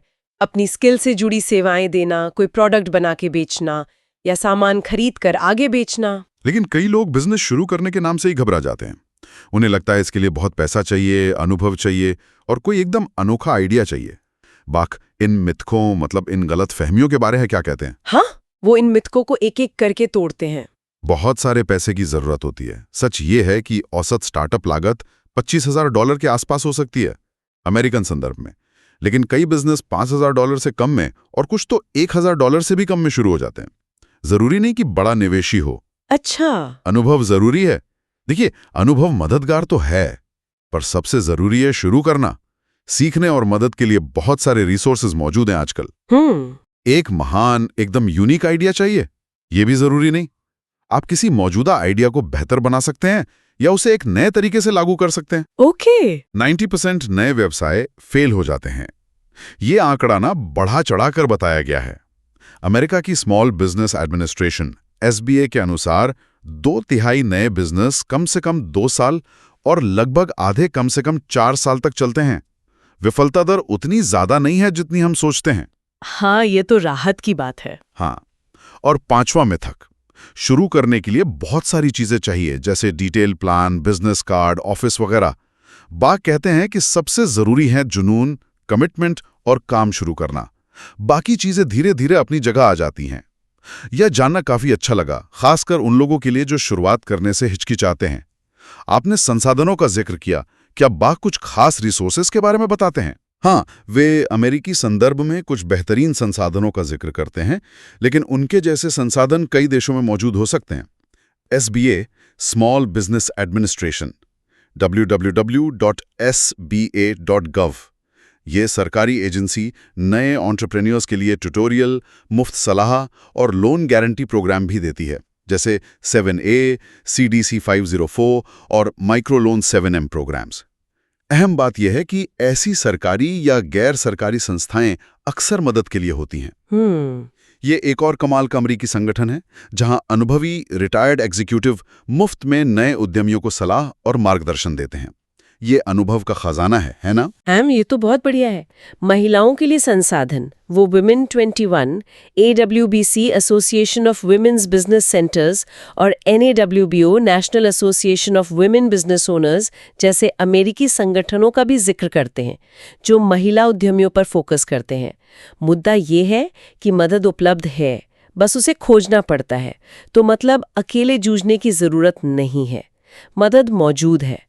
साइड बिजनेस शुरू करने के लिए बाग के कुछ मुख्य नियम या सिद्धांत क्या हैं? वो 4 महत्वपूर्ण नियम बताते हैं। ऐसा कुछ चुनें जिसमें आपका जुनून हो, जिसमें आपको मजा आए। जब आप अपने काम से प्यार करते हैं तो मुश्किल समय में भी टिके रहना आसान होता है। सही बात है। इसे पार्ट टाइम रखें, कम से कम शुरुआत में, जब तक कि ये स्थिर न हो जाए और आपकी मुख्य आय की जगह लेने लायक न बन जाए। अपनी मौजूदा नौकरी की सिक्योरिटी बनाए रखना समझदारी है। हाँ, एकदम से कूद पड़ना ठीक नहीं। बिल्कुल। तीसरा नियम, उपलब्ध संसाधनों से मदद लें। जैसा हमने अभी बात की, SBA, स्कोर या जो भी स्थानीय स्तर पर संगठन उपलब्ध हो, उनकी मदद लें। अकेले सब कुछ करने की कोशिश ना करें। ओके। और चौथा नियम, इसे कानूनी रूप से स्थापित करें। तय करें कि आप कैसे काम करेंगे, सोल प्रोप्राइटरशिप, पार्टनरशिप या कॉर्पोरेशन के तौर पर। जरूरी लाइसेंस और टैक्स आईडीज लें। वे IRS publication number 334 American tax guide का जिक्र करते हैं, लेकिन मूल सिद्धांत हर जगह लागू होता है। अपने बिजनेस को कानूनी दायरे में रखना बहुत जरूरी है। बहुत ही प्रैक्टिकल सलाह है। जुनून से शुरू करें, धीरे धीरे बढ़ाएं, मदद लें और कानूनी रूप से सही रहें। अच्छा, अब हम आते हैं किताब के इस हिस्से के आखिरी अध्याय 16 पर। eBay पर अधिक कमाएं। ये साइड इनकम बनाने का एक और तरीका है। हाँ, और बाकी से सबसे सरल तरीकों में से एक मानते हैं, खासकर ऑनलाइन दुनिया में। eBay आप जानते ही हैं, मूल रूप से एक ऑनलाइन नीलामी और खरीद बिक्री का प्लेटफॉर्म है। क्या ये वाकई भी आसान हो सकता है? वहाँ कुछ उदाहरण देते हैं इसके। बिल्कुल। वे अपनी एक दोस्त मैरी का उदाहरण देते हैं, जो यूज्ड कपड़े बेचकर महीने में $2,500 कमा लेती है। $2,500 महीने के कपड़ों से? हाँ, और एक बिजनेस वीक की कहानी का जिक्र करते हैं, जहां किम नाम की महिला एंटीक यानी पुरानी चीजें बेचकर महीने में $1,00,000 से ज्यादा कमाती है। $1,00,000 महीना एंटीक से? ये तो कमाल है। eBay इतना बड़ा कैसे है मतलब? eBay का स्केल वाकई बहुत बड़ा है। बाग के लिखने के समय वहां 100 मिलियन से ज्यादा रजिस्टर्ड उपयोगकर्ता थे, और ये संख्या तो आप शायद और भी बढ़ गई होगी। ये एक ग्लोबल मार्केट प्लेस है, जहां आप लगभग कुछ भी बेच सकते हैं और दुनिया भर के ग्राहक आप तक पहुंच सकते हैं। और क्या नए लोगों के लिए eBay पे शुरुआत करना आसान है, या इसके लिए भी कोई खास स्किल चाहिए? बेसिक बातें सीखी जा सकती हैं। फिर eBay यूनिवर्सिटी है, जो थोड़े से शुल्क पर ऑनलाइन कोर्स $20 और स्थानीय सेमिनार $39 भी आयोजित करती है। ये शुल्क उस समय के हैं। अच्छा। इसके अलावा eBay लिस्टिंग बनाने, पेमेंट लेने जैसे पेपाल के जरिए और शिपिंग लेबल प्रिंट करने जैसे कई टूल्स और सर्विसेज भी देता है। तो eBay का इस्तेमाल करके पैसे कमाने के मुख्य तरीके क्या है?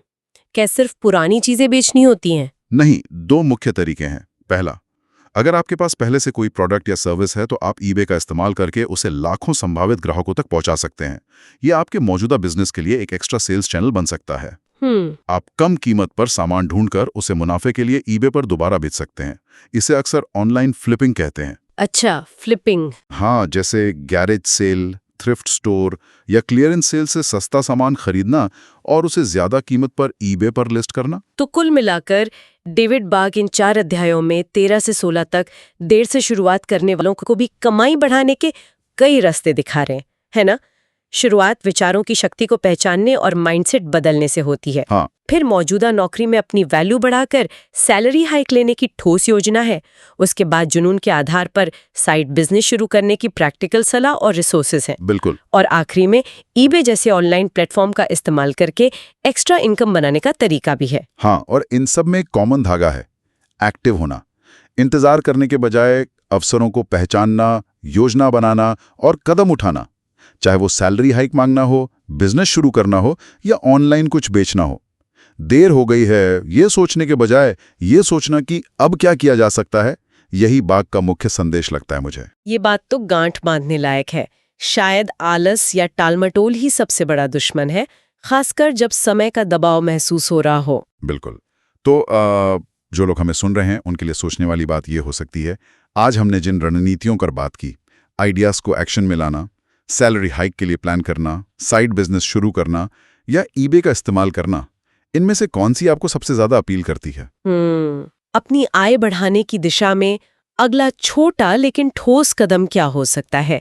शायद अगले हफ्ते अपने बॉस के साथ अपनी हाल की अचीवमेंट्स पर बात करने की योजना बनाना, या घर में कुछ ऐसी चीजें ढूंढना जिन्हें ईबे पर बेचा जा सके, या शायद सिर्फ उन 7 जादुई सवालों के बारे में सोचना कि आप अपने काम में सबसे ज्यादा वैल्यू कहाँ ऐड करते हैं। वो भी एक शुरुआत है। हाँ, कोई भी छोटा कदम। बाग की पूरी किताब का सार यही है कि शुरुआत करना महत्वपूर्ण है, चाहे वो कितनी भी देर से क्यों ना हो और कदम कितना भी छोटा क्यों ना लगे। बहुत ही व्यावहारिक और प्रेरणा देने वाले विचार हैं ये। उम्मीद है इस चर्चा से हमारे श्रोताओं को अपनी वित्तीय स्थिति बेहतर बनाने के लिए कुछ नए आइडियाज और एक दिशा मिली होगी।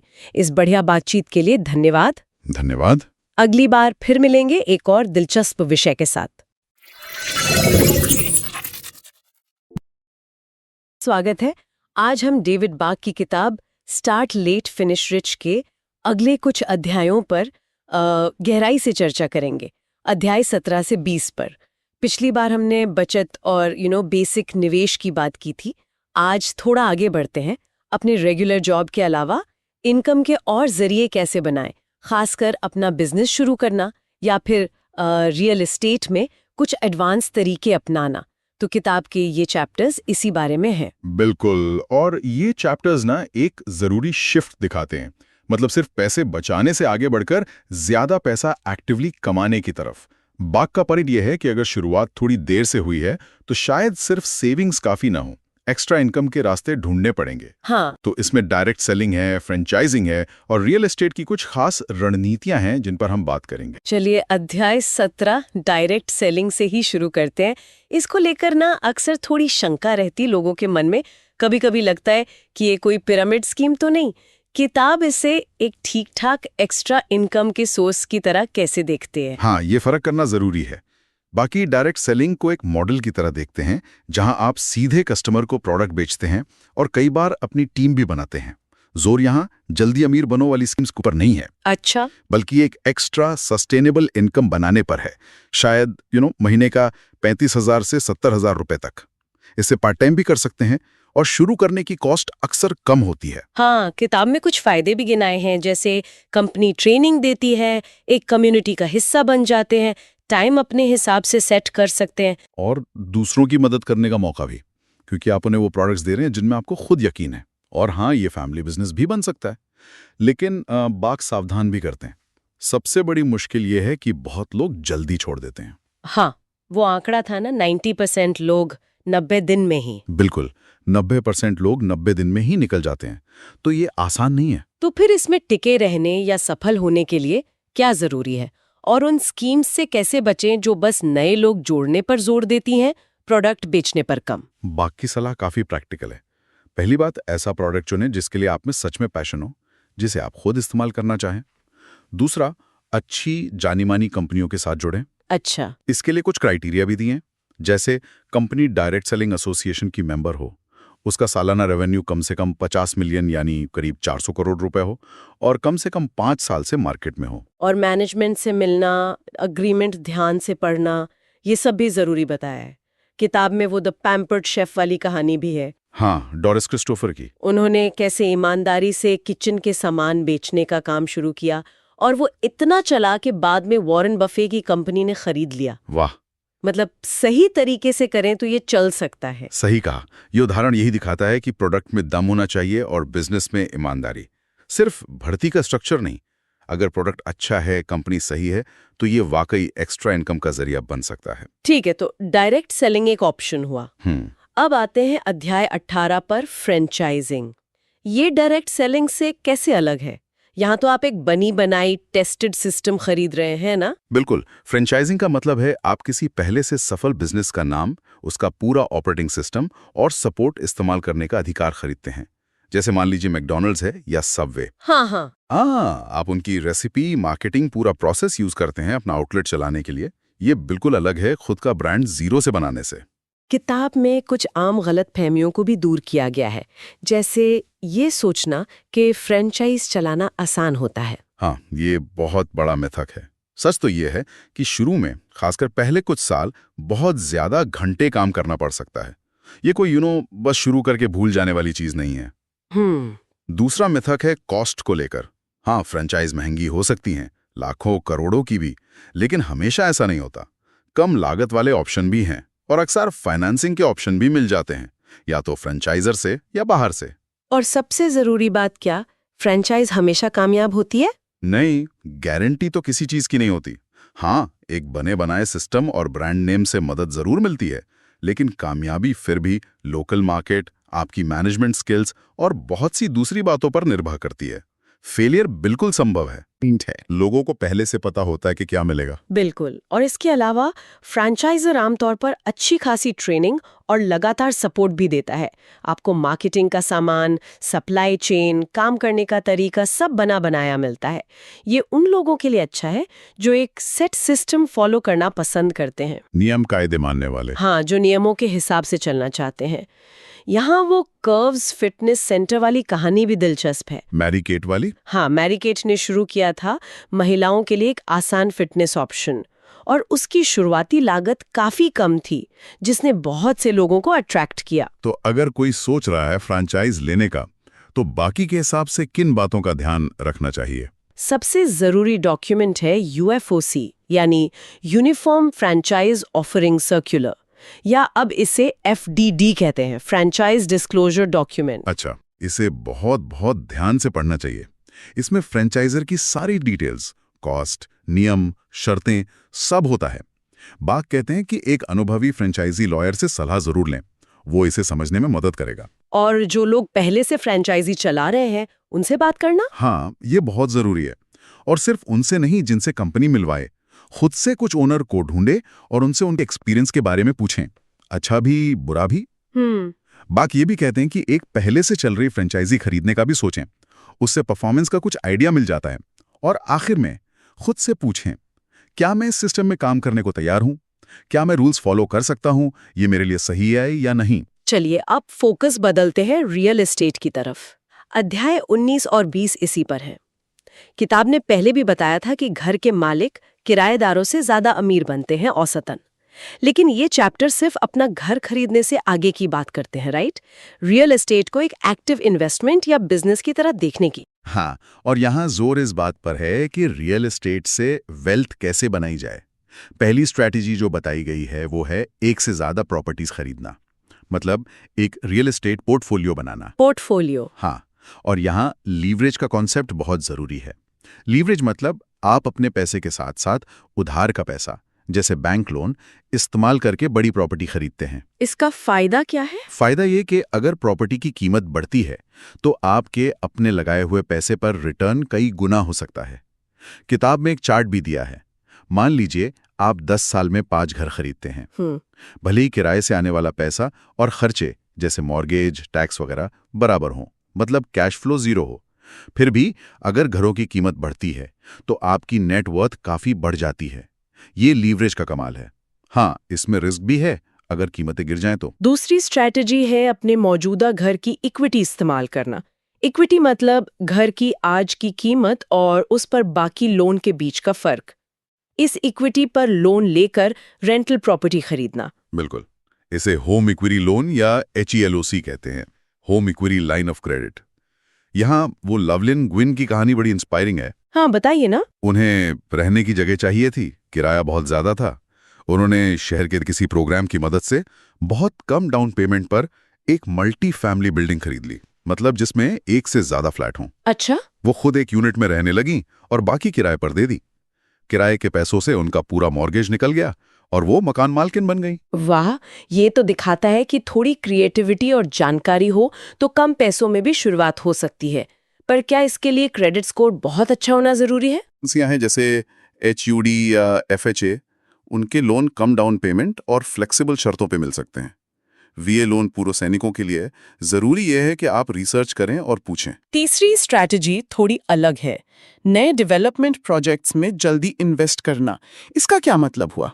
इसका मतलब है कि जब कोई बिल्डर कोई नई सोसाइटी या कॉम्प्लेक्स बना रहा हो, तो आप एकदम शुरुआती स्टेज में ही, शायद कंस्ट्रक्शन पूरा होने से पहले ही एक यूनिट बुक कर लेते हैं। अच्छा, प्री लॉन्च या शुरुआत में? हाँ, उम्मीद ये होती है कि प्रोजेक्ट पूरा होते होते या उसके बाद प्रॉपर्टी की कीमत तेजी से बढ़ेगी। और किताब में फ्लिपिंग का भी जिक्र था। हाँ, कभी कभी इन्वेस्टर क्या करते हैं, कंस्ट्रक्शन पूरा होने से पहले ही अपना खरीदने का अधिकार, इसे असाइनेबल राइट्स कहते हैं, अगर कॉन्ट्रैक्ट में अलाउड हो तो, उसे किसी और खरीदार को ज्यादा कीमत पर बेच देते हैं। इसे कॉन्ट्रैक्ट फ्लिपिंग कहते हैं। किताब में एक रीडर का उदाहरण है जिसने सिर्फ $32,500 जमा करके कॉन्ट्रैक्ट फ्लिप किया और $2.5 लाख का प्रॉफिट कमाया। अरे वाह, ये तो सुनने में बहुत अच्छा लगता है, लेकिन इसमें रिस्क भी तो ज्यादा होगा। बिल्कुल, बहुत ज्यादा। मार्केट बदल सकता है, कीमतें शायद उतनी ना बढ़ें जितनी उम्मीद थी, या आपको खरीदार ही ना मिले। ये हाई रिस्क हाई रिवॉर्ड वाली चीज है। इसके लिए मार्केट की अच्छी समझ और सही टाइमिंग जरूरी है। एक और स्ट्रैटेजी है लीज टू परचेस, मतलब किराए पर लेकर खरीदने का ऑप्शन। ये कैसे काम करता है? इसमें किराएदार और मकान मालिक के बीच एक एग्रीमेंट होता है। किराएदार प्रॉपर्टी किराए पर लेता है, लेकिन साथ में उसे एक तय फ्यूचर डेट पर एक पहले से तय कीमत पर उस प्रॉपर्टी को खरीदने का ऑप्शन मिलता है। अच्छा। और अक्सर जो किराया हर महीने दिया जाता है, उसका एक हिस्सा फ्यूचर की खरीद के डाउन पेमेंट या खरीद की कीमत में गिना जाता है। ये किसके लिए अच्छा है? ये दोनों के लिए फायदेमंद हो सकता है। किराएदार के लिए ये घर खरीदने का एक रास्ता बन जाता है, खासकर अगर तुरंत डाउन पेमेंट के पैसे नहीं हैं या क्रेडिट स्कोर थोड़ा कम है। हाँ, ये बात तो है। दिया हुआ किराया वेस्ट नहीं जाता, बल्कि इक्विटी बनाने में मदद करता है। मकान मालिक के लिए एक पोटेंशियल खरीदार मिल जाता है और उन्हें किराया भी शायद थोड़ा ज्यादा मिल सकता है, क्योंकि इसमें खरीदने का ऑप्शन जुड़ा है। किताब में शायद कोई कैलकुलेशन भी दिया था इसका। हाँ, एक उदाहरण था। मान लीजिए 2 साल का लीज टू परचेज अग्रीमेंट है। किराया 1 लाख रुपए महीना है और तय कीमत 10.5 करोड़ है। अगर 2 साल में घर की कीमत बढ़कर 16.5 करोड़ हो जाती है, तो किराएदार 20 लाख रुपए की बनी बनाई इक्विटी के साथ घर खरीद सकता है। अच्छा। और अगर एग्रीमेंट में यह था कि किराए का कुछ हिस्सा, मान लो 25,000 रुपए महीना, खरीद में गिना जाएगा, तो 2 साल में 6 लाख रुपए भी जमा हो जाएंगे, जो डाउन पेमेंट में काम आएंगे। और अगर कीमत नहीं बढ़ी तो? तब भी अगर किराए का हिस्सा जमा हो रहा था तो वो डाउन पेमेंट में मदद करेगा। लेकिन हाँ, अगर कीमत गिर गई तो शायद किराएदार खरीदने का ऑप्शन इस्तेमाल ना करे। फिर भी ये उन्हें एक मौका देता है घर में रहने का और खरीदने की तैयारी करने का, बिना बड़ी शुरुआती लागत के। अध्याय 20 में फोरक्लोजर और सरकारी बिक्री से प्रॉपर्टी खरीदने की बात भी है। ये थोड़ा पेचीदा लगता है। हाँ, फोरक्लोजर वो प्रोसेस है जब कोई मालिक मॉर्गेज नहीं चुका पाता और बैंक प्रॉपर्टी वापस ले लेता है। इन प्रॉपर्टीज को अक्सर मार्केट रेट से कम पर बेचा जाता है। खरीदने के कई स्टेज हो सकते हैं। जैसे? पहला है प्री फोरक्लोजर। मालिक ने डिफॉल्ट कर दिया है, पर बैंक ने भी नीलामी शुरू नहीं की। इस स्टेज में सीधे मालिक से डील हो सकती है। दूसरा है नीलामी, ऑक्शन, जहां बैंक प्रॉपर्टी को पब्लिक ऑक्शन में बेचता है। और तीसरा है बैंक ओन्ड प्रॉपर्टी, REO। अगर नीलामी में नहीं बिकी तो बैंक मालिक बन जाता है और उसे एजेंट के जरिए बेचता है। और सरकारी बिक्री, जैसे हड होम्स का जिक्र था। हाँ, HUD यानी housing and urban development department वो घर बेचता है जिन पर FHA इंश्योर्ड लोन था और वो फोरक्लोज हो गए। इन्हें हार्ड होम्स कहते हैं। ऐसे ही FDIC, IRS, VA भी जब्त की हुई प्रॉपर्टीज बेचते हैं। इनमें अच्छी डील्स मिल सकती हैं। लेकिन इनमें क्या ध्यान रखना चाहिए? क्या खतरे हो सकते हैं? सबसे बड़ा खतरा है प्रॉपर्टी की कंडीशन। ये अक्सर जैसी है जहां है बेसिस पर बिकती हैं। अच्छा। मतलब मरम्मत की बहुत जरूरत हो सकती है। अच्छा। दूसरा, प्रॉपर्टी पर कोई और कर्ज या लीन्स हो सकते हैं जो नए मालिक को चुकाने पड़ सकते हैं। इसलिए खरीदने से पहले पूरा इंस्पेक्शन करवाना और टाइटल सर्च करवाना बहुत जरूरी है। टाइटल सर्च मतलब ये पक्का करना कि प्रॉपर्टी का मालिकाना हक साफ है, नहीं तो सस्ता सौदा महंगा पड़ सकता है। किताब में कुछ और स्ट्रैटेजीज का भी जिक्र है संक्षेप में, जैसे रियल एस्टेट ऑप्शंस और मल्टी फैमिली घर खरीदना। हाँ, ऑप्शंस थोड़े ज्यादा कॉम्प्लेक्स होते हैं। आप फ्यूचर में एक तय कीमत पर प्रॉपर्टी खरीदने का अधिकार खरीदते हैं, बिना तुरंत खरीदने की मजबूरी के। वो एंड्रू के 5.1 मिलियन वाले सौदे का उदाहरण इसी से जुड़ा था। और मल्टी फैमिली घर जैसे डुप्लेक्स या अपार्टमेंट बिल्डिंग खरीदना भी एक अच्छी स्ट्रैटेजी है। आप एक यूनिट में रहें, बाकी किराए पर दें, जैसे लवलिन ग्विन ने किया था। ठीक है, तो इन चैप्टर्स को समेटते हैं। ये हमें सेविंग्स के ट्रेडिशनल तरीकों से आगे ले जाते हैं। ये दिखाते हैं कि एक्टिवली इनकम बढ़ाने और वेल्थ बनाने की कई रास्ते हैं। डायरेक्ट सेलिंग हो, फ्रेंचाइजिंग हो या रियल एस्टेट में अलग अलग तरह के इन्वेस्टमेंट। शायद हर रास्ता हर किसी के लिए ना हो। ये पर्सनालिटी और रिस्क लेने की क्षमता पर डिपेंड करता है। बिल्कुल। और यहाँ जो बात मुझे दिलचस्प लगी वो ये कि बाक लगातार एक्शन लेने पर जोर दे रहे हैं। चुपचाप बैठे रहने के बजाय मौके पहचानो और उन पर काम करो, भले ही थोड़ी देर हो गई हो। हाँ, डायरेक्ट सेलिंग और फ्रेंचाइजिंग में कम पैसों से शुरुआत हो सकती है। रियल एस्टेट लीवरेज और कीमत बढ़ने के पोटेंशियल से वेल्थ बनाने का एक पावरफुल तरीका बन सकता है। ये स्ट्रैटेजीज खासकर उन लोगों के लिए जरूरी हैं जिन्हें लगता है कि उन्हें फाइनेंशियली आगे बढ़ने के लिए कुछ एक्स्ट्रा करने की जरूरत है। ये मौके देखने और हिम्मत करके कदम उठाने के बारे में है। तो हमने डायरेक्ट सेलिंग के फायदे नुकसान देखे, फ्रेंचाइजिंग के मिथक और सच जाने, और रियल एस्टेट की कई एडवांस स्ट्रैटेजीज पर बात की। पोर्टफोलियो बनाना, इक्विटी का इस्तेमाल, नए डेवलपमेंट में निवेश, लीज टू परचेज और फोक्लोजर। मूल संदेश साफ है, देर से शुरुआत के बावजूद इन एंटरप्रेन्योरियल और इन्वेस्टमेंट रास्तों से वेल्थ बनाने की स्पीड बढ़ाई जा सकती है। और एक आखिरी बात सोचने के लिए, बाक ना एक्शन लेने और गलतियों से सीखने पर बहुत जोर देते हैं। किताब में उन लोगों का जिक्र है जो सिर्फ अपने आइडिया से लाखों कमाते हैं, या उन मौकों को देखते हैं जिन्हें दूसरे देख नहीं पाते, जैसे दादी बाक का शुरुआती इन्वेस्टमेंट। तो सवाल ये है, इन खास स्ट्रैटेजीज के अलावा आपकी अपनी लाइफ में, आपकी स्किल्स में या आपके आसपास के माहौल में ऐसा कौन सा अनदेखा मौका या आइडिया है जो शायद अभी थोड़ा हटके लगे, लेकिन जिसमें इनकम या वेल्थ बनाने का पोटेंशियल हो सकता है?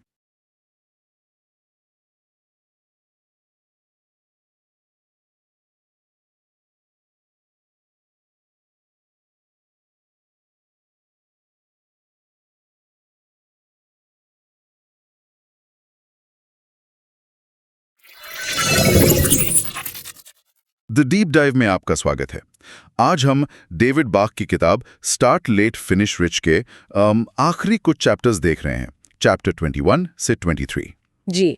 और ये सिर्फ सेविंग या इन्वेस्टिंग के बारे में नहीं है। नहीं, बिल्कुल नहीं। इसमें देने की बात है, आज में जीने की बात है, और अगली पीढ़ी को सिखाने की। हाँ, एक ज्यादा बड़ा दायरा है इन अध्यायों का। और दिलचस्प बात यह है कि बाक कहते हैं असली दौलत सिर्फ पैसा नहीं है, बल्कि उद्देश्य, खुशी, एक विरासत छोड़ना, वो सब है। तो चलिए इसी में थोड़ा और गहरा उतरते हैं। शुरुआत करते हैं चैप्टर 21 से, देने की शक्ति। जी। बाक यहाँ टाइथिंग की बात करते हैं, मतलब अपनी आय या समय का एक हिस्सा देना। हाँ, सक्रिय रूप से देना। उनका कहना है कि ये कोई धार्मिक चीज ही नहीं, बल्कि एक यूनिवर्सल सिद्धांत है। आप जितना देते हैं उतना पाते हैं, एक सुनहरे चुंबक जैसा। सुनने में तो हाँ थोड़ा आदर्शवादी लगता है। क्या ये वाकई काम करता है? देखिए, बाक का तर्क ये है कि जब हम देते हैं ना, तो हम अपनी जो कमी वाली सोच है उससे ऊपर उठते हैं। अच्छा। हमारा ध्यान अपनी जरूरतों से हटकर दूसरों पर जाता है, जीवन के बड़े उद्देश्य पर। मतलब ये एक मानसिक बदलाव है, प्रचुरता की ओर। हाँ बिल्कुल, कमी से प्रचुरता की ओर। और बाक कहते हैं कि कई सेल्फ मेड अरबपति जैसे जॉन टेम्पल्टन, हाँ, वो अमीर बनने से पहले ही दान देते थे, नियमित रूप से। अच्छा। तो ये कारण था, परिणाम नहीं। शायद यही उनका तर्क है कि देने की मानसिकता शायद सफलता को खींचती है। ये मानसिकता वाली बात तो काफी अहम है। और ये सिर्फ व्यक्तिगत नहीं है ना, नहीं नहीं, वो salesforce.com वाला उदाहरण भी है, मार्क बेनियॉफ। जी हाँ, 1% मॉडल। कंपनी शुरू करते ही 1% इक्विटी, 1% प्रॉफिट, 1% कर्मचारी, समय, सब दान के लिए। कमाल है। ये कंपैशनेट कैपिटलिज्म का एक बड़ा उदाहरण है। हाँ, कंपैशनेट कैपिटलिज्म मतलब बिजनेस जो मुनाफे के साथ साथ समाज का भी सोचे। सोचिए अगर ज्यादा कंपनियां ऐसा करें, कितना बड़ा असर होगा। बिल्कुल। लेकिन बाग सिर्फ देने को नहीं कहते, वो प्रभावी ढंग से देने पर जोर देते हैं। अच्छा, मतलब सोच समझकर। हाँ, ऐसी चैरिटी चुने जो भरोसेमंद हो, जिनका पैसा वाकई काम पर लग रहा हो। कोई पैमाना है इसका? एक बेंचमार्क है कि कम से कम 70-75% पैसा सीधे काम पर खर्च हो, न कि एडमिनिस्ट्रेशन में। दान करने से पहले उनके फाइनेंशियल रिकॉर्ड्स देखना अच्छा रहता है। और ये जानकारी मिल जाती है आजकल? जी हाँ, आसानी से। जैसे justgive.org, guidestar.org जैसी वेबसाइट्स है। हाँ, स्रोत में इनका जिक्र है। अमेरिका में IRS की वेबसाइट भी है। हाँ, पब्लिकेशन 526। तो पारदर्शिता है, आप पता लगा सकते हैं। ये अच्छी बात है। और एक और बात, देना सिर्फ पैसे देना नहीं है। अच्छा। बाग समय देने पर भी उतना ही जोर देते हैं। हाँ, ये भी जरूरी है। वो मारिसा की कहानी बताते हैं, जिसने स्वयं सेवा शुरू की और उससे न सिर्फ उसे संतुष्टि मिली, बल्कि नए मौके भी खुले। बोर्ड पोजीशन मिली, बेहतर नौकरी मिली। वाह, तो मतलब इसके अप्रत्यक्ष फायदे भी हैं। बिल्कुल। और स्वयं सेवा के मौके ढूंढना भी आसान है। networkforgood.org, volunteermatch.org जैसी साइट्स है। सही। कुल मिलाकर देना सिर्फ परोपकार नहीं, बल्कि ये शायद खुद के विकास और संतुष्टि का भी रास्ता है। और शायद वित्तीय प्रचुरता का भी, अप्रत्यक्ष रूप से। अब इससे आगे बढ़ते हैं। जी। चैप्टर 22। जी। अभी अमीर जिएं, सिर्फ अमीर रिटायर ना हो। ये तो पारंपरिक सोच पर सीधा सवाल है। बिल्कुल, जो ये सोच है कि सारी खुशियां, सारे सपने बस रिटायरमेंट के लिए बचा कर रखो। हाँ, बाकायदा ने तो रिटायर शब्द की डिक्शनरी मीनिंग भी बताई है। एकांत, निष्क्रियता। सुनकर ही अजीब लगता है। कौन चाहेगा ऐसा रिटायरमेंट? सही कहा। और ये जो रिटायरमेंट का मिथक है ना, ये कई लोगों को फंसा देता है। कैसे? वो सोचते हैं जब बहुत पैसा होगा या जब काम छोड़ देंगे तभी असली जिंदगी जिएंगे। पर बाग इसके खतरे बताते हैं। उन्होंने कई दुखी रिटायर्ड लोगों को देखा है, खासकर पुरुष, जिनकी पहचान सिर्फ काम से थी। और रिटायरमेंट के बाद खालीपन? हाँ, और कुछ तो दुखद रूप से जल्दी चले भी जाते हैं। जबकि जो लोग हमेशा से भरपूर जीते रहे, वो रिटायरमेंट के बाद भी खुश रहते हैं। और आज तो लोग वैसे भी ज्यादा जी रहे हैं। बिल्कुल। वो आंकड़े बताते हैं कि 65 तक पहुंचने वाला शायद 92 या 97 तक जिए। इतना लंबा समय सिर्फ इंतजार में निकालना तो जीवन का अपमान है। सही बात है। इसीलिए बाग वो सवाल पूछते हैं, क्या आप अभी अमीर जी रहे हैं? और यहाँ अमीर का मतलब सिर्फ पैसे से नहीं है। नहीं, बिल्कुल नहीं। ये गहरी आत्म पड़ताल है। क्या आपका जीवन सच में समृद्ध है, संतोषजनक है, आपके मूल्यों के हिसाब से है? क्या आप अभी खुश हैं? हाँ, क्या आप वर्तमान में खुशी और अर्थ ढूंढ पा रहे हैं? इसमें मदद के लिए वो कुछ लिव रिच क्वेश्चंस भी देते हैं। जी, सवाल जो हमें रुककर सोचने पर मजबूर करें। जैसे क्या सही चल रहा है जीवन में, क्या नहीं? कौन या क्या आपकी ऊर्जा छीन रहा है? अच्छा। अगले साल ऐसा क्या करने से आपको सच्ची खुशी मिलेगी? और वो कहते हैं कि इनके जवाब लिखो, जर्नल करो। हाला, ताकि विचारों में स्पष्टता आए। इन सवालों से कुछ सिद्धांत निकलते हैं जिन्हें वो लिव रिच फैक्टर कहते हैं। जी, 4 सिद्धांत है। पहला, अपनी सच्चाई से जुड़ें। मतलब खुद के प्रति ईमानदार रहें, अपने असली मूल्य, अपनी इच्छाएं पहचानें और उनके हिसाब से जिएं। दुनिया क्या कहती है वो नहीं। दूसरा सिद्धांत, खुद का मूल्यांकन करना बंद करें, जज करना। हाँ, वो जिसे बाग बदबूदार सोच कहते हैं। अपनी कमियां गिनना, नेगेटिव सोचना, इसे छोड़ना होगा। ठीक है। तीसरा थोड़ा एक्शन वाला है। अपनी दुनिया को अपनी सच्चाई के हिसाब से डिजाइन करें, यानी माहौल बदलना करें। और जो लोग या चीजें आपको पीछे खींचती हैं, उनसे दूरी बनाएं। ये मुश्किल हो सकता है, पर जरूरी है। और चौथा सिद्धांत, अपनी टीम बनाएं। हाँ, ऐसे सपोर्टिव, पॉजिटिव लोग जो आपको प्रेरित करें, आप पर विश्वास करें, आपका साथ दें। ये उस एकांत वाले रिटायरमेंट से बिल्कुल उल्टा है। बिल्कुल। ये जुड़ाव और समर्थन के बारे में है। तो इन सब का निचोड़ क्या है? निचोड़ ये है कि जीवन का मकसद सिर्फ पैसा जमा करना नहीं है, बल्कि वर्तमान में खुशी, अर्थ, जुड़ाव महसूस करना है। अमीर जीना एक चॉइस है, एक मानसिकता है जिसे हम आज अभी अपना सकते हैं, चाहे बैंक में कुछ भी हो। हाँ, भविष्य की प्लानिंग जरूरी है, पर उस चक्कर में आज जीना नहीं भूलना है। सही कहा। तो देने और अभी जीने के बाद बाख एक और जिम्मेदारी याद दिलाते हैं। जी, चैप्टर 23। ज्ञान को आगे बढ़ाना, अगली पीढ़ी को सिखाना। हाँ, ये बहुत जरूरी मानते हैं वो। वित्तीय साक्षरता, वो अपना अनुभव बताते हैं कैसे उनकी दादी रोज ने उन्हें 7 साल की उम्र में मैकडॉनल्ड्स का स्टॉक खरीदने में मदद की। उससे उनमें वो मालिक वाली सोच आई। बिल्कुल, तो ये एक विरासत है जो हम छोड़ सकते हैं। हाँ, बच्चों को पैसे के बारे में सही शिक्षा देना उन्हें सशक्त बनाता है। इसके लिए उन्होंने 9 पाठ बताए हैं। 9 पाठ। पहला क्या है? पहला, सिर्फ उपभोक्ता या कर्मचारी नहीं, मालिक बनो। कैसे? बच्चों को उन कंपनियों के शेयर खरीदने के लिए कहें जिनके प्रोडक्ट वो इस्तेमाल करते हैं। मैकडॉनल्ड्स, एप्पल, कोई गेमिंग कंपनी। अच्छा, इससे जुड़ाव महसूस होगा। हाँ, कि वो भी अर्थव्यवस्था का हिस्सा हैं। दूसरा पाठ? वो बाख की क्लासिक सलाह, पहले खुद को भुगतान करो और ऑटोमेटिकली 10% नियम। बच्चों को सिखाएं कि हर कमाई का कम से कम 10% पहले बचाना या निवेश करना है, खर्च करने से भी पहले। ये अनुशासन तो जिंदगी भर काम आएगा। बिल्कुल। तीसरा पाठ है चक्रवृद्धि ब्याज का जादू। Compound interest. हाँ उन्हें गणित से दिखाएं, चार्ट से, कैलकुलेटर से, जी, कि कैसे छोटा पैसा भी समय के साथ बढ़ता है। ब्याज पर ब्याज। जी। इससे धैर्य और लंबे समय तक निवेश का महत्व समझ आता है। चौथा पाठ? घर खरीदने का महत्व, किराए पर रहने के बजाय। हाँ, और वो बाईवीकली मॉर्गेज पेमेंट वाली बात। बिल्कुल, उससे घर जल्दी अपना होता है, ब्याज बचता है। ये लंबी अवधि की सुरक्षा की सोच देता है। पांचवा पाठ? क्रेडिट कार्ड के कर्ज के खतरे, बहुत जरूरी है ये। हाँ, आज को बहुत आसान है कार्ड मिलना। युवाओं को समझना होगा कि ये मुफ्त पैसा नहीं है। ऊंची ब्याज दरें, कर्ज का जाल, इससे बचाना है उन्हें। सही। छठा पाठ? ये मजेदार है, लाटे फैक्टर। लाटे फैक्टर मतलब रोज के छोटे छोटे खर्चों को ट्रैक करना, जैसे कॉफी, स्नैक्स। हाँ, और देखना कि अगर ये पैसे बचाए और निवेश किए जाएं तो कितना बड़ा अमाउंट बन सकता है।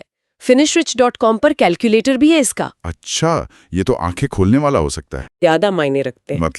मतलब बच्चों को सिखाना कि पैसा जरूरी है, पर ईमानदारी, मेहनत, सम्मान, नैतिकता, इनकी नींव पर पैसा साधन है, साध्य नहीं। 8वां पाठ? वो वापस हमें टाइडिंग या देने पर लाता है। अच्छा, बच्चों को भी सिखाना। हाँ। उनमें कम उम्र से उदारता, समाज में योगदान की भावना जगाना, उन्हें जिम्मेदार नागरिक बनाना। ये पैसा सिर्फ अपने लिए नहीं, दूसरों की मदद के लिए भी है। बिल्कुल। और 9वां और आखिरी पाठ? क्या है? शायद सबसे असरदार, अपनी पैसे से जुड़ी गलतियां और सीख उनके साथ बांटे। अरे, ये तो हिम्मत का काम है। हाँ, पर इससे बच्चे सीखते हैं कि गलतियां होती हैं और उनसे सीखा जा सकता है और आप पर भरोसा बढ़ता है। सही बात है। ये 9 पाठ तो काफी काम के हैं। और बाघ सिर्फ सलाह नहीं देते, वो कैट हैरिंगटन की कहानी बताते हैं। हाँ, वो किशोरी जिसने किताब पढ़कर कम उम्र में ही बचत, निवेश शुरू कर दिया, अपने फाइनेंस कंट्रोल में ले लिया। ये दिखाता है कि ये सिद्धांत काम करते हैं, खासकर अगर जल्दी शुरू करें। जी हाँ। तो इन आखिरी अध्यायों से हमने क्या सीखा? मेरे लिए तो यही कि सच्ची दौलत कई चीजों का मेल है। सिर्फ पैसा कमाना, बचाना नहीं, बल्कि उदारता से देना, वर्तमान में जीना, पूरी तरह से जीना और अपने ज्ञान और मूल्यों को आगे बढ़ाना। बिल्कुल। ये एक समग्र नजरिया है, फाइनेंशियल हेल्थ के साथ इमोशनल और स्पिरिचुअल संतुष्टि भी। सिर्फ बैंक बैलेंस नहीं, एक उद्देश्यपूर्ण खुशहाल विरासत बनाना। एकदम सही। और ये हमें एक सोचने वाले सवाल पर छोड़ जाता है। क्या? कि इन सिद्धांतों को जानने के बाद देना, अभी जीना सिखाना, आज हम ऐसा कौन सा एक छोटा सा कदम उठा सकते हैं जो हमारे या किसी और के जीवन में थोड़ा और अमीर अनुभव ला सके? वाकई सोचने के लिए गहरा सवाल है। इस चर्चा में हमारे साथ रहने के लिए धन्यवाद।